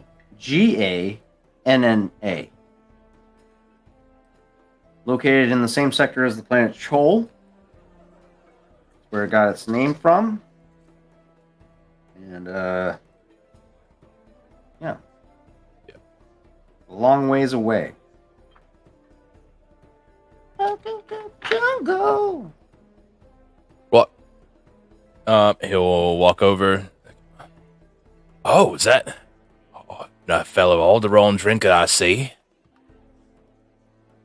You enjoy the fine stuff. Don't make them like they used to, eh? Hey, yeah, I do enjoy a glass of Alderaan. Let's give him. Don't tell the proprietor of this establishment that stuff is about to be really pricey here in the next few days. Yeah, so I hear a lot of things going up nowadays. Can't keep prices in check. So I see, you're hunters, and I'm just looking for some information. Here's a drink. I'm probably not gonna drink the other one. You can have this just for a little bit of your time. Oh, aren't you the charitable sword? Thank you. Right. So I'm off this evening. Here in a little bit, we're about to take off on a geological expedition. A little bit of a survey, some rocks and geological stuff. Yada yada yada. I'm just the driver and the muscle. That's it. So I heard there's a lot of big game on Cholgana. Cholgana's the planet we're going to. Do you know any of the environment there? The fauna, the flora? Ugh. Well, what exactly are you hoping to learn? Okay. Oh, I'm trying to see. I heard there were some big wildcats out there, and I just want to learn from the best. Y'all seem like you know what you're doing. I see your equipment and everything. Just want to know how to keep me and my lads safe. She gives you a quick look over. Once over, up and down, and you get a sense that she's kind of assessing you, trying to get a sense of exactly what you're after. If it's her that you're after, if it's the information that she is in possession of that you're actually after, or if you're just wasting her time. Raw was not wearing the stealth suit, by the way, which would influence the situation. Okay. What are you currently in donned in at this time?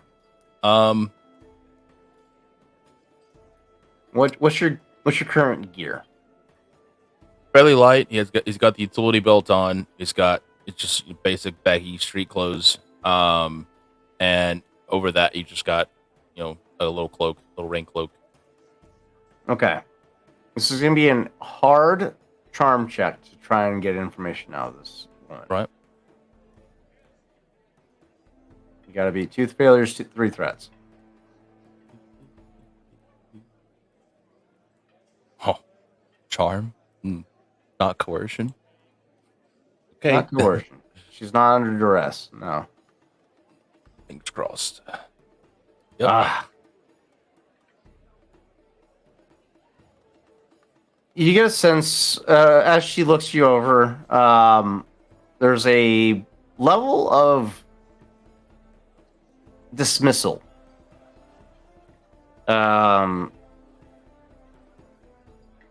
She doesn't.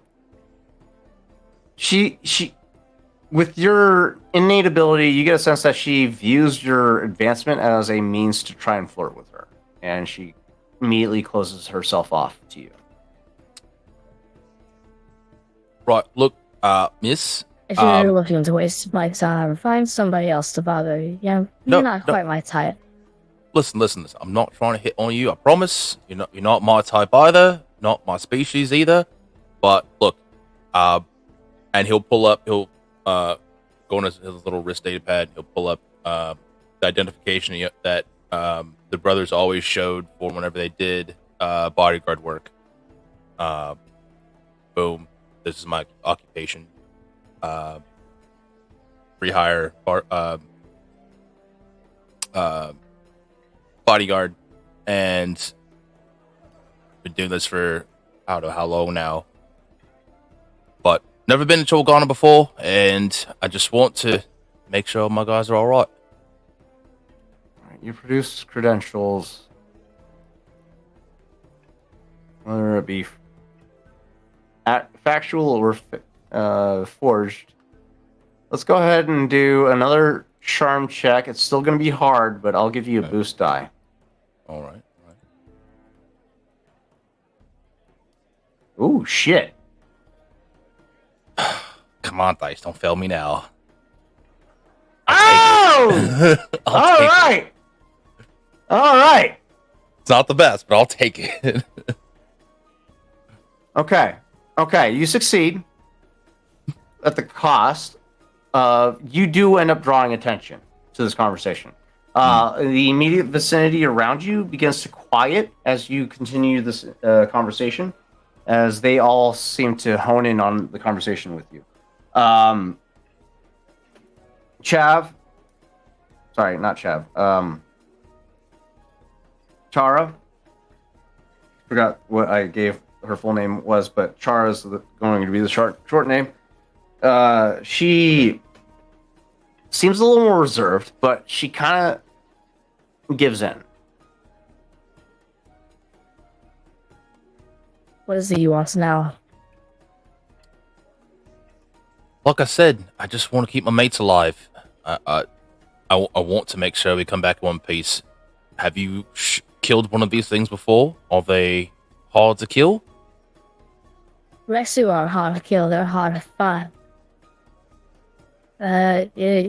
If you feel like there's eyes on the back of your skull, more likely that next to you is like 2 feet away behind you and ready to pounce.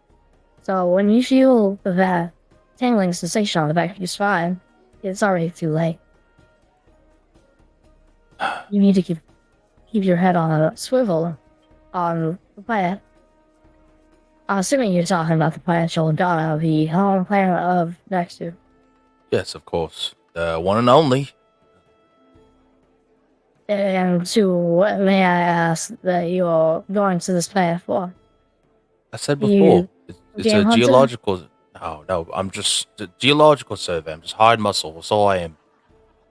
Just trying to make sure that my client and I. With a bunch of naive, oblivious imbeciles. You got your work cut out for you, my friend. Well, you let me be the judge of that, thanks. Well, if that's all the helpful information you can give me about the planet, then thank you for your time. Enjoy the drink, and yeah, I'll there's more to the planet than just next to. But if you're fine with that information, I'm fine to conclude this interaction all the same. Well, if there's anything more dangerous than Erexia out there, I would like to know about it. As far as the dangerous, I would say was something else that you have to be on the lookout for. Boss rats. They see in infrared, and What the hell is that? Boss rats, the rodents. The stout. Oh, fuck me. They make up the primary diet of next year, so they are quite sizable. But Big fucking rats. Great. Yeah. As well as arboreal octopi. If you are familiar with those, not too many people are, but arboreal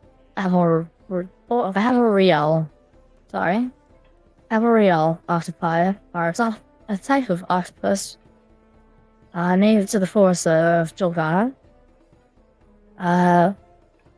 Also prey of the next year, but are rarer in comparison to bark rats. The only octopi I know of are in the water. Are you saying it's on land as well? It's strictly a land-dwelling octopi. Oh, great. Only one thing worse than a lot of things with teeth, a lot of things with hands. Great at camouflage, so keep your wits about you. They are quite cunning. You got your work cut out for you. You sure you're up for this job? Just want to know what the wildlife was, but I can take care of myself, thanks. Okay.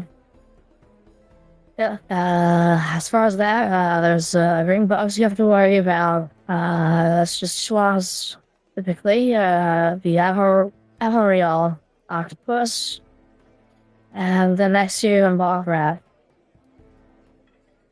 But the next two are going to be your primary concern. I can't tell you that much. Does anyone live there? There's like an outpost there. No, the past completely uninhabited. Interesting. Alright, well, maybe we'll get something started then with this geological survey. Who knows? Right, thank you for your time. Enjoy the rest of your night, mates. And he'll nod to the other two there at the table. He'll kind of give this, like, I know you're all listening, kind of nod to the rest of the crowd as he kind of starts to get up to walk away. As you look around, you do spot a group of Rhodians that are currently giving you the stink eye. And they do watch your exit from the Blasted Asteroid Cantina. And you make your way back to... Where are we heading? Back to the North one? Just like every single port that he goes to, he takes a circuitous route just to make sure he's never being followed. He's always on the swivel for people following him. Okay. All right. So, yeah, he's taking a long way back to the ship. Go ahead and give me a perception check, my friend. Let's see if I give you a vigilance check, since the whole purpose of taking a long route is to be vigilant.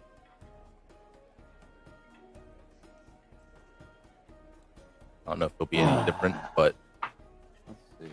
Skills. Where's the skills? We got knowledge, skills, lore, education, vigilance. We need vigilance. Vigilance. In uncertain times, individuals who are constantly prepared to face a variety of challenges are far more likely to succeed than those who simply react to the ever-changing circumstances. In combat situations, no, we're looking at the vigilance represents how fastidious a character is about preparing for unexpected crises. Anytime there is a question regarding whether a small piece of gear or this doesn't. Vigilance does not apply to this situation, unfortunately. Okay. That's fair.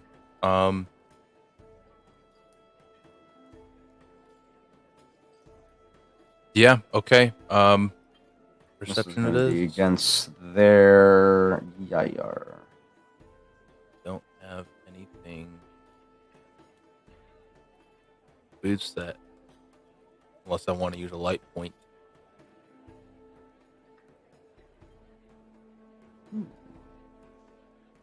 This is going to be contested against your perception. We only have 2 light points, Matt. Well, there's no reason to... Oh, it's to activate my power. Never mind. Yeah, Matt. Light point. You want me... I'm allowed to take it? Do it. Do it. All right. Since the dark side has told me and given me permission to do this, while certified dark side, I roll dark side every week. While the roll was bad coming in with the sense power, but I'm gonna use a light side token to... The user may spend 1 light side token to sense all living things in a short range, including sentient and non-sentient beings. Oh shit, you're using your force ability. Okay. You will take on 2 points of strain to do so. It doesn't say that though, but if that's what you want, then yeah. That's to encompass the fact that you rolled 2 dark side points for your force ability. Right. Okay. Cool. 2 strain. So sense. Boop. So you're you start to tap into the exterior around you. This force ability, while it wasn't new to you before, feels new to you now, as you haven't had the opportunity to tap into this side or into this thread known as the Force since Dathomir. You've had to live on the run for the longest time, so you haven't really used this ability in a long time. And it starts, as you start tapping into it, you feel it being more of a exerted effort than usual. Control, where's sense? I'm trying to look at it. Non schematic, no. Basic power, manipulate. Sense advantage. May add sense basic power. Yes. The force user can sense the force interacting with the world around you. The user may spend blah blah blah. The user may sense all living things in a short range, which this would be the case. I think those two Mm, paragraphs are either or for that. yeah. So Okay. he's just gonna focus on the first one. Sense all living things in a short range. Living and Okay. non-living, and he's going to kind of like, as he's walking, he's kind of like doing this kind of, he's trying to make the force be malleable, so he's Yeah. linking it to a physical action, and Yeah. just kind of Um. subtly trying to do that, Yeah. and monitoring the comings and goings of things next to him, and if anything's like constant in his vicinity, however wide that is, gonna note Yeah. that as he's making his way back to the ship. As you start taking the long route, you do feel as you tap into this ability, though it is strenuous for you at this moment. The sense that somebody is watching you is persistent as you make your way through, and it feels like it's consistently on your heels at all times as you make your way through the crowd. And it doesn't just feel like one person's watching you; it feels like multiple eyes are watching you. But is it staying at a constant distance, or is It doesn't seem to gain on you. It doesn't seem to draw away from you. It just seems at a consistent distance, no matter where you go. right?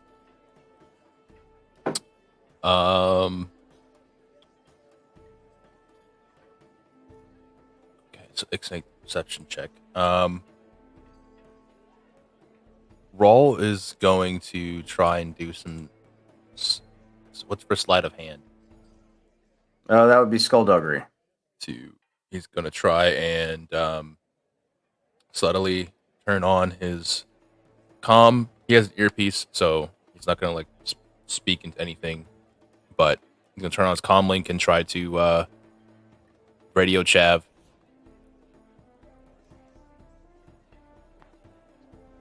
Come in, Chav. Chav, you there? After pulling one hand out of the bowels of the ship, fumbling around for a little bit, you just hear, "Hello, Chavisto." Well, yeah, just went to the blasted asteroid. Now I think I'm being tailed, taking a long way around. Can you get to a high position to see if you can see what you can see, I guess? Roger, Roger.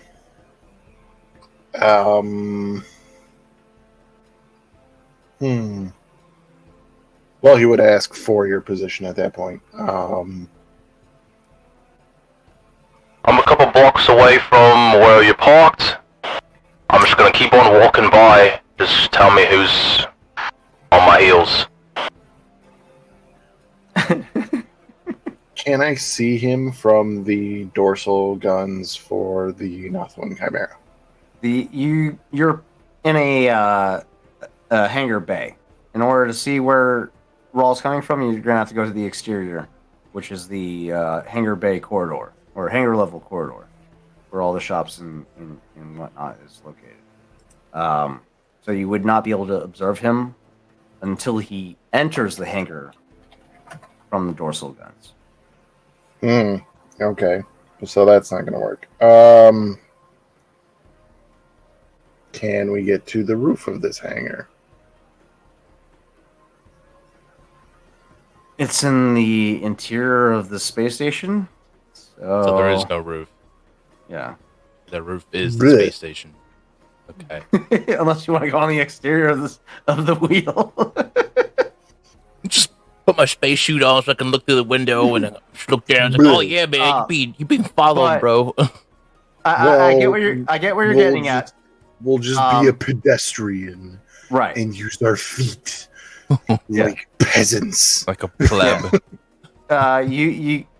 You get a sense if you were to make yourself innocuous enough, you could blend into the crowd that is constantly passing through the corridor in front of your hangar bay.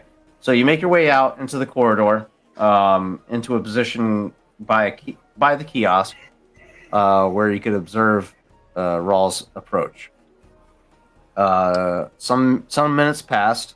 We're going into the second hour of your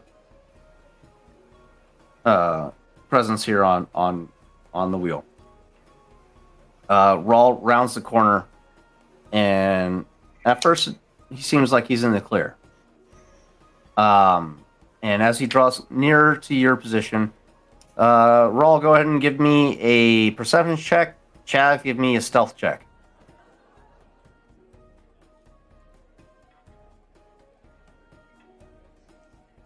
Oh yes.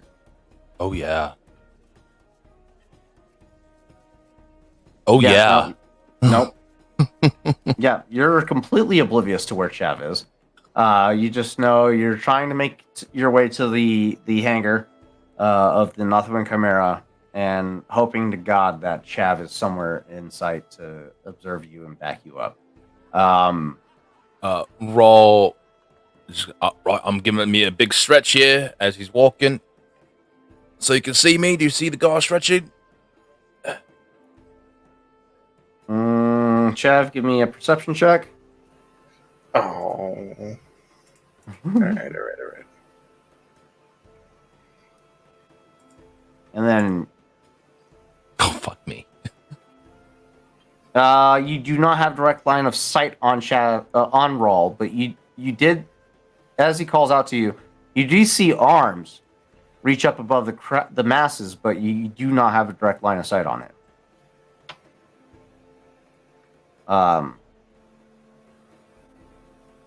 That being said, as you spot his arms above the crowd, they do disappear back within the masses. You do spot intermittently throughout that crowd several Rhodians that seem to be following in unison together in the same direction. All wearing similar color of clothing, very rugged looking, very angry demeanor, mean mugging this whoever they are looking at currently. And you do see a very identifiable patch on their shoulders that indicates the Yayar clan. Or the Yayar Salvage Company, I should say. How many did you say that was there? There is no explicit number. At least 5. He wasn't able to spot them explicitly with his perception check, unfortunately. But what can I feel? Because I can feel all the living things, so I should know how many that constant number is. You're at least feeling at least 6, maybe 8 eyes on you right now. And that's going to be all dependent on this force die roll that I'm about to make right now. Shit. You feel 8. 8 eyes. Yeah, buddy. Yeah, buddy. Right. I can't be sure, but it feels like there's 8 of them. Yeah, Chav, you're only seeing about 5 at this time. The corridor is densely populated, so it's really hard to confirm or deny whether or not there is 8 of them, but you at least see 5 for sure. He's gonna kind of shake his head before lifting the comic again and just say, "I only got eyes on 5 of them. You sure?" There's definitely 8. Either way, it's still a problem. And if they're following me, they either want something or they want to do something. Either way, don't know who they are. What do you want to do? Do you want to bug out and say fuck the droid and go do our thing? Or do we need this droid? Do you think we can do without? We should probably wait for the droid. Right, that leads us to our second option then. I'll either have to incapacitate or kill these freaks. So Okay. Jeff, as you're looking over these individuals, you see one with a completely whited out eye. You can presumably assume he's blind in one eye, and he is heavily scarred across the face. He's got a metal pauldron on his left shoulder, orange jumpsuit, blaster holstered at his side, and a very mean looking demeanor to him. Chev, here's what I want you to do. Back in the ship, grab the partner, bring it outside, lean it up against the wall. I'll walk back, pick it up, and then I'll try to shake him.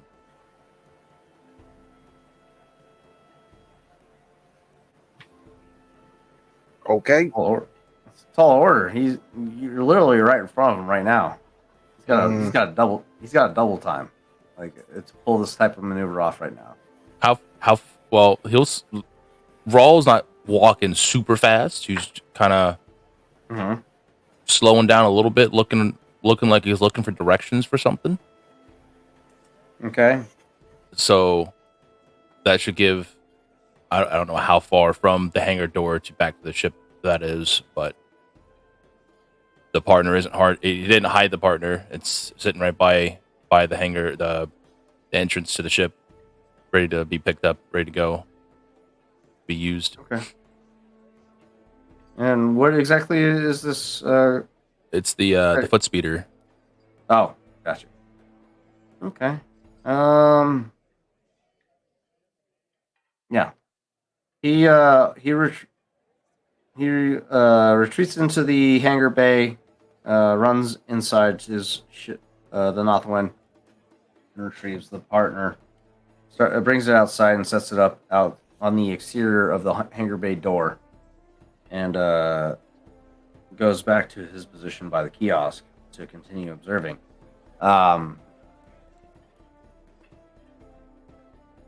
Do you convey the position of where you dropped it at, Chav? Absolutely. Okay. Yeah, you Raw, you make your way through the corridor. Eyes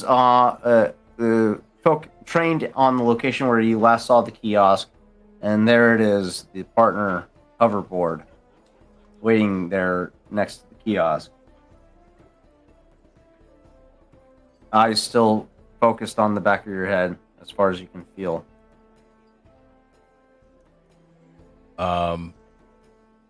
Is there like a food stall, like just like a place where you can like pick up, like, I don't know, some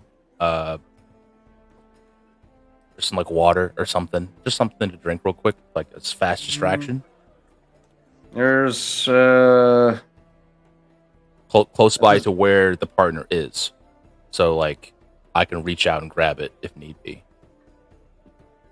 So, full disclosure, Blaster Asteroid Cantina was right directly in front of your guys' hangar bay.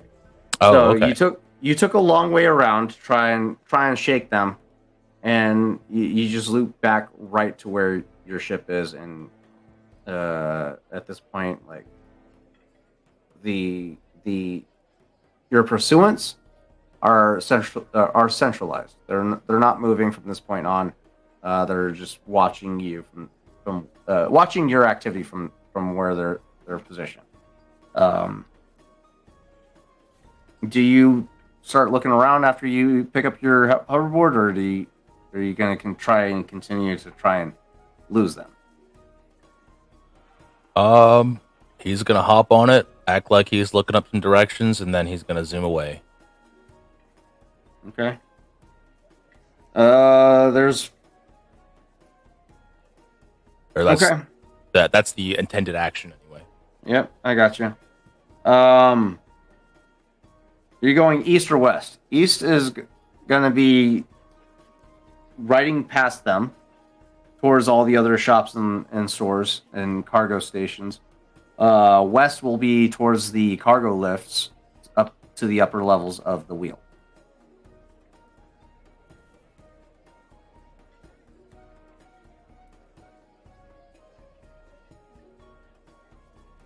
Yeah, he'll go towards the cargo lifts. All right, make your way the west towards the cargo lifts. The further out you go, the further that sensation of eyes on you begins to draw away. You get a sense that they are no longer in pursuit of you the further you go. And with that, you try and test the waters to see if maybe you're just moving too fast, and you double back a little bit or loop around to see if you can pick that sensation back up, and you do, and you continue back towards the cargo lifts at a slower pace this time, and still they remain in place.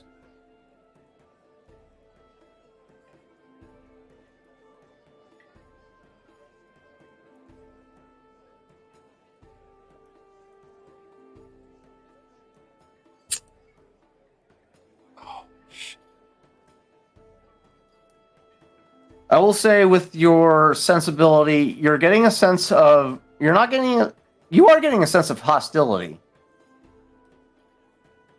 Well, I would have to use another light point to actually confirm that. That's explicitly stated. Either or. Well, this is from your initial observation with the sensibility. If you're going to try and determine exactly the nature of this hostility, yes, it's going to be another force ability check.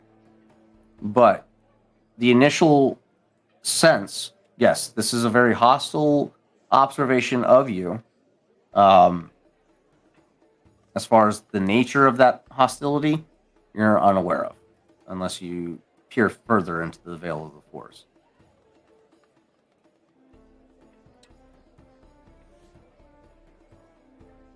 Fuck it. Yeah, I'll use that last light token.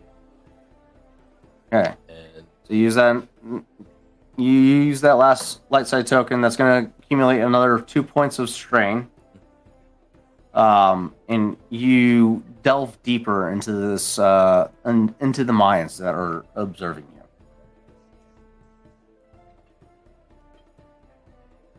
I imagine he would have circled back to a point just where it's out of sight, but still able to sense them.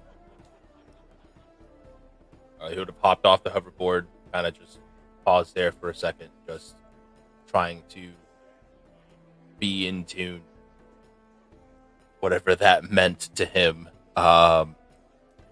Just a gut feeling, really.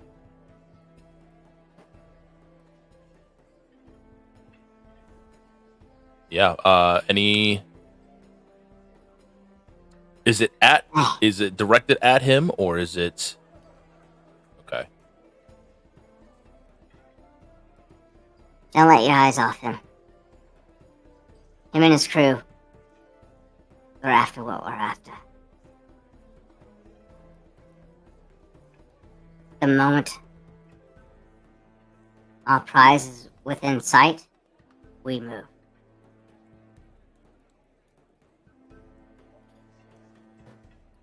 You get a little window into the thought process, or into the words that are being exchanged. As to what he means by the prize, you're unsure. But you do know that they are certain of where you're currently parked, or where you're docked, I should say. And you know that they're going to continue observation from this point on. they don't have any intention on acting on that as of right now. You get a sense that they are waiting for something.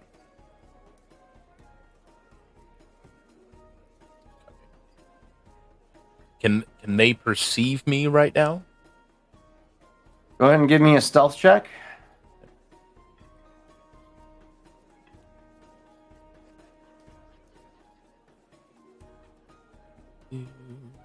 Ooh. Ooh. I'll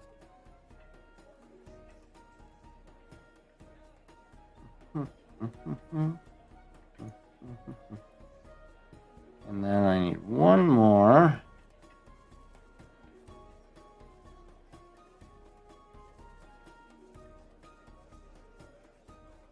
one more from me. No, from another NPC.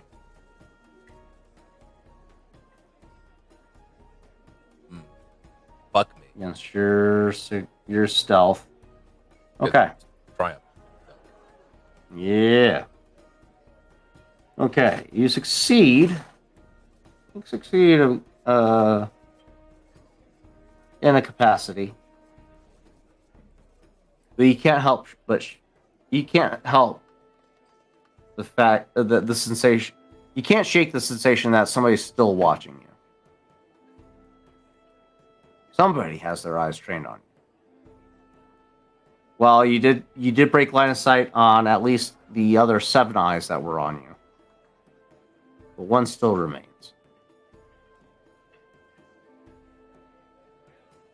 You make your way into the hangar bay of the Northwind Chimera where Chav slowly follows in suit. You guys meet on the exterior of the Northwind Chimera. Probably like keeping on a different entrance. One. Yeah. And keeping eyes on the entry points, because there's 2 of them in your guys' hangar bay. Keeping eyes on those entry points. And you guys converge. What's your guys' thought process? Right, well, they're definitely looking for us. All right. Why? I don't know. I managed somehow to get an inside scoop. I would like to clarify you do know how. Rom told you that the Yayar clan would be a persistent problem. And it seems that they've gotten wind that you are looking for their prize. Either they were listening in on what I was saying, but I didn't think that asking about a geological survey would put me on the crosshairs, but either they're listening in or they already knew I was there and they have been following this entire time. But they want what we want. At least what our employer wants. Whatever it is. Just once, I want a simple job and a simple pay. Is that too much to ask? Yes. So they're after what we're after. Is that the wreckage or I don't know. I couldn't get Chrome Dome? They kept saying prize, and I don't know how an old junker is a prize, so it must be something on the inside. It's possible. Could be either what? For clarification, I would say that by what they mean by prize is something that's going to make an appearance on this station. Not necessarily the planet. It feels more urgent in that sense. It sounds hurried, rushed, as if this is a last-ditch put-together plan. I don't know if this is true experience. Hitmen, whatever they are. Thieves, poachers. Chav, you do know the Yair clan is very notorious for trying to bully people out of what they have their sights on. and you did spot Yayar clan members pursuing Roll. So you get a sense that the Yayar clan has their sights set on you guys. Okay. They're honestly not that big. I think could take them. Only 8 of them. Yeah, I kind of. Man, never mind.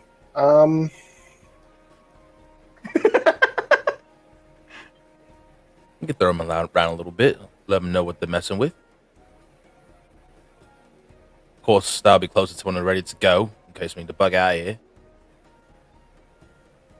Is the Chimera ready to go?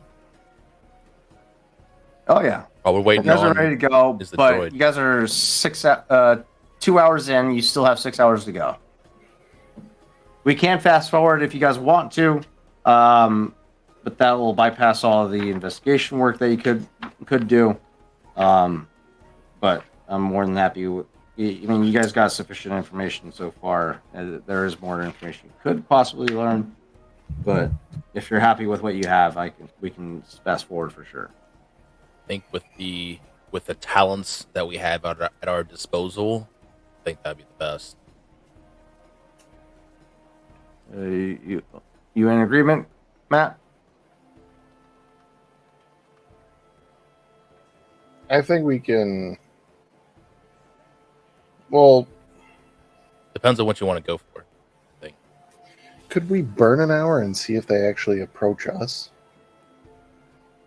Yeah, you guys continue to be vigilant for the next hour. They don't seem to make any approach. Do you do anything proactively to try and inquire more information? Do you reach out to anybody? You do have a contact on the station.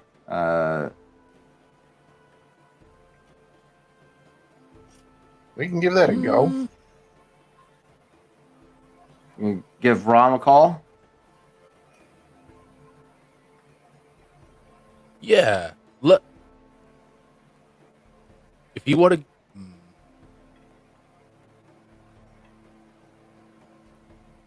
Yeah. Before give Rob a call, though, he's gonna double check. Raw's gonna double check the encryptions on everything. Make sure that no one can listen in. Okay. You guys take some preemptive measures, and then about 6 hours in, after you're fairly confident that what you've prepared for security measures is secure. You guys start to reach out to Rom and give him a call.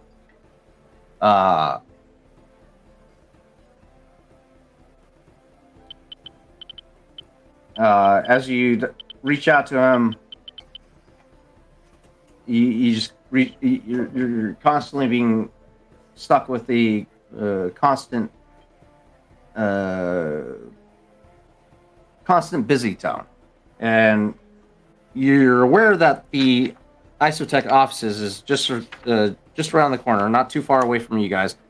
But you've tried the phone, you tried communications time and time again. You're getting nothing. No one's picking up. Busy tone, so on and so forth. Do you guys investigate further? I don't like that. Of course you don't like it. Not the busy tone, man. You said we're 6 hours in now, so 2 hours left to go. Yes, you got 2 hours left. 6 hours in, you tried to reach out to Rom, and you're not getting a response. Did he give us a way for us to track the coming of the droid? He just told you they're going to meet you outside your hangar, and you still got 2 hours to kill. Why do we agree to that?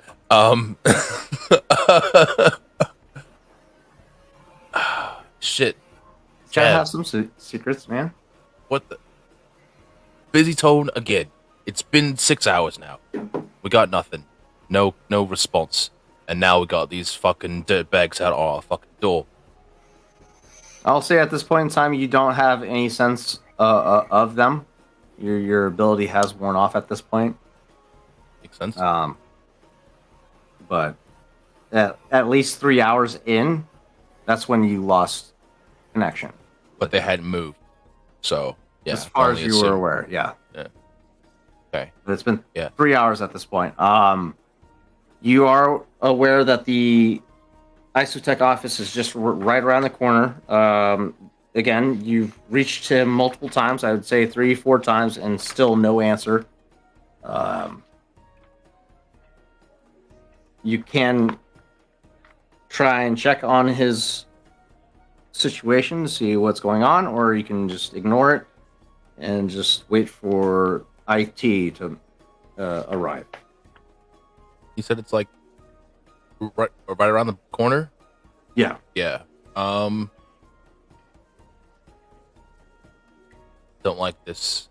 And right now, at least with the foot speeder, I can get there faster and get away if there's issue. But I think we need to go check on our employer.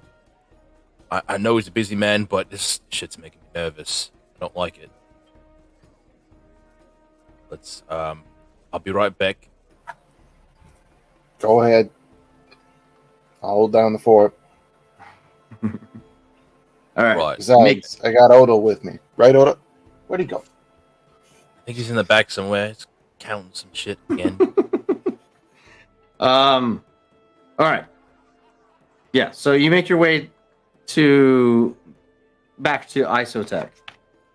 Whipping around in the corner.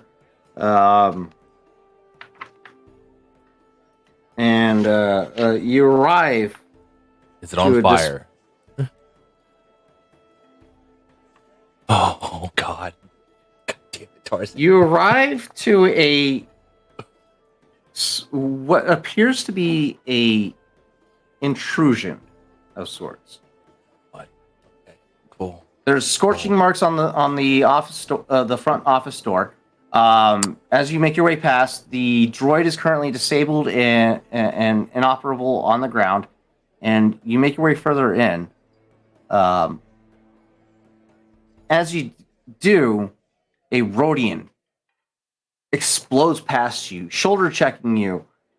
Make a quick athletics check for me. Fuck me.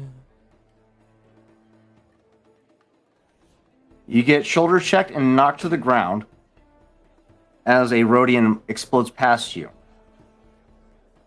and bolts out the door.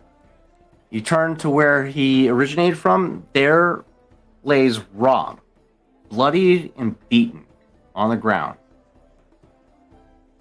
in front of you. He's gonna go over and check for a pulse immediately. As you approach him, he is conscious. He is severely beaten. And he looks up at you.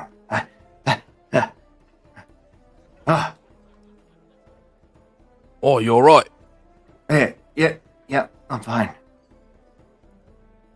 What are you doing here? Breathing. Well, tried calling you several times. I was getting the fucking dial tone, and I'm sorry. now I see you here bloody and beaten on the floor. What the fuck happened, mate? If it isn't obvious, I just got the shit kicked out of me, mate. Yeah, no shit. I saw a Rhodian on the way out the fucking door. They're hanging around the fucking bay. Are you already in shit? Oh, damn it. Chev, I have words with you. I told you, the Yaya clan are persistent. You didn't tell us they're this persistent. This wasn't what I was expecting. I thought we had more time, and I didn't think they would be this bold to attack us. They are after the hyperspace message pod, that gave me the information of where the whereabouts of Sal Nolor. Right, and where is that now? It's in a private hangar bay that I secured it in. They don't know it. It's secure. Okay, give me the coordinates, give me the passcodes, whatever.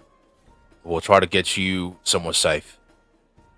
I need to remain here. I need to contact my sister and make sure that the droid is on the way. The I doubt droid is outside in pieces. No, different droid. Oh. That's the reception Oh. droid. Right, got you. Okay. IT is still not station side. Yeah.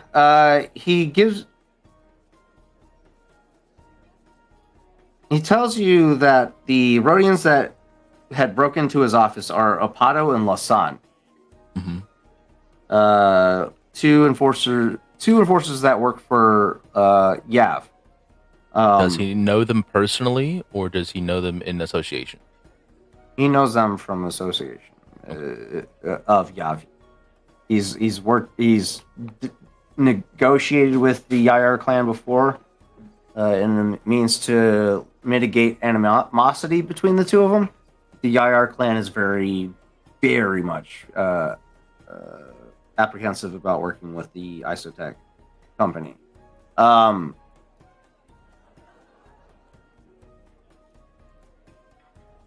Listen, He tells you that the hyperspace pod is staged in an Imperial commandeered maintenance droid in a cargo bay. And he commandeered an Imperial maintenance droid to observe. Wait, no. That's other information. Never mind. No Imperial droid. Okay. Wipe that from your memory. Okay. Yep. I'll pretend it doesn't exist, but it does. I know it's there now. He staged it in a secret compartment in his cargo bay. And it's protected, and you don't have to worry about it unless you want to go find more information off of it. But he tells you that it's safe. But All right. at this point in time, we're reaching the 7th hour. Shira at this point in time arrives. But you guys don't know this. This is just for the audience. Shira, Rom's sister, arrives on the wheel with IT-3PO, and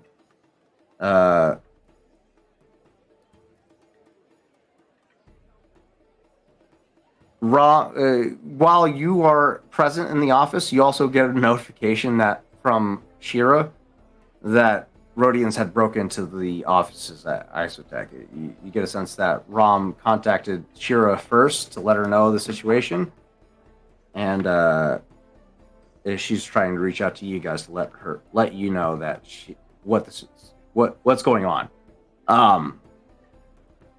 Chav, you don't know what's going on aside from the message that you just received from Shira that the Isotech offices were just attacked. And she also details that you should be careful as word has gotten out about the message pod. So, you could let the message pod remain here on the wheel, or you could take it with you and try and discern any information at your own leisure while you guys travel to Tolgana. Oh no, we're grabbing that puppy. So, okay. All right. I wanted to put that out there as an option for you guys to give you the opportunity. So yeah, you talk to Rom, like the message pod would be better safeguarded with you, and he is in agreement. Yes, take the pod with you, keep it protected, and look out for my sister in IT. Are you gonna be safe here? I will be just fine. They got one up on me, and it won't happen. I'm the president of Isotech, after all. Well, make sure you have your high muscle on deck at all times while we're going, yeah? I don't need you to be a bargaining chip when we get whatever you're after.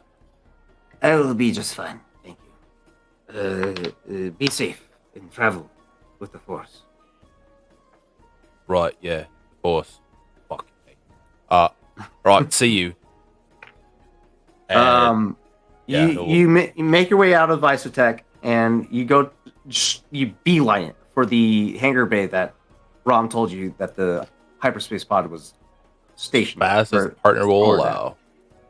Yeah, you break out the hoverboard, you beeline it, swipe it up, and make your way back towards the hangar bay where the Northwind Chimera is at. Okay. We are at the 8th hour at this time.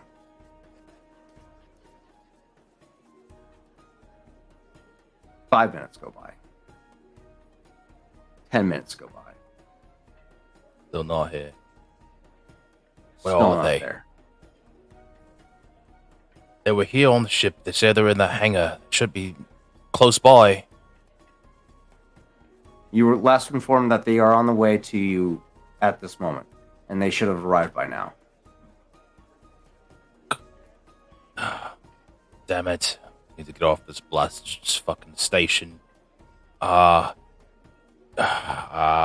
know what hangar they were arriving in? They're gonna arrive to your guys' hangar. It's being it's directly one-to-one. delivered to you guys. Perfect. Okay. Yeah, he's gonna go to the ship's. He's gonna go to the Northwind and turn on any of the ship's scanners and try to see if he can locate. I'm gonna tell you right now, it's gonna be hard. You're gonna be hard pressed with being located directly inside of a station. There's too much interference. Okay. Your best option would be to go investigate the station itself. Okay. Very well. I guess I'll have to do it. You open the door to your hangar bay, and you find two unconscious human guards on the deck. They wear paramilitary uniforms, but are not wheel security. A few meters away, you see 5 Rhodians tossing a disabled protocol droid, matching IT-3's description, onto a small cargo grav sled. The Rhodians wave blaster pistols in your direction as they start swerving through the crowded concourse, driving the grav sled. At unsafe speeds, they yell at people to get out of the way, but forcefully shove more than a few out of the sled's path. How do you react?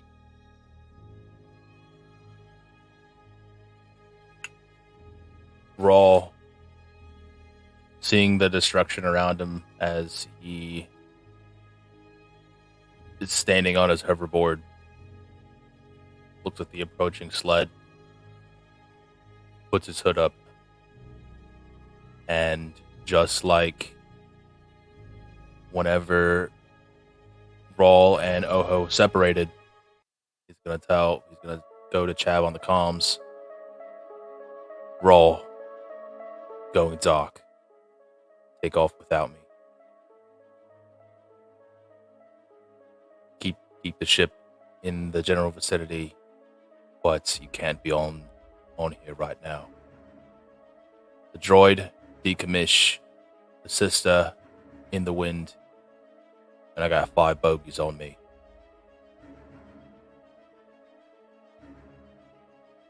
As you board your hoverboard, give me an average athletics or coordination check as you pursue the Rhodians.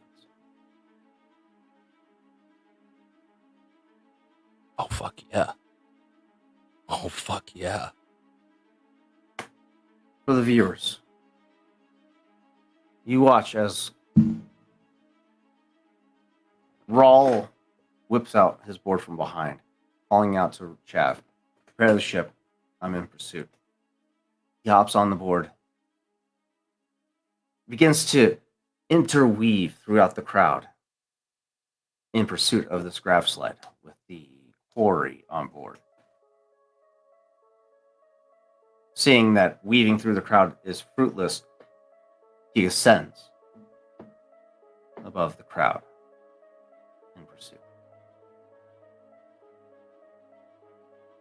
Where the rest of the story is to be diced.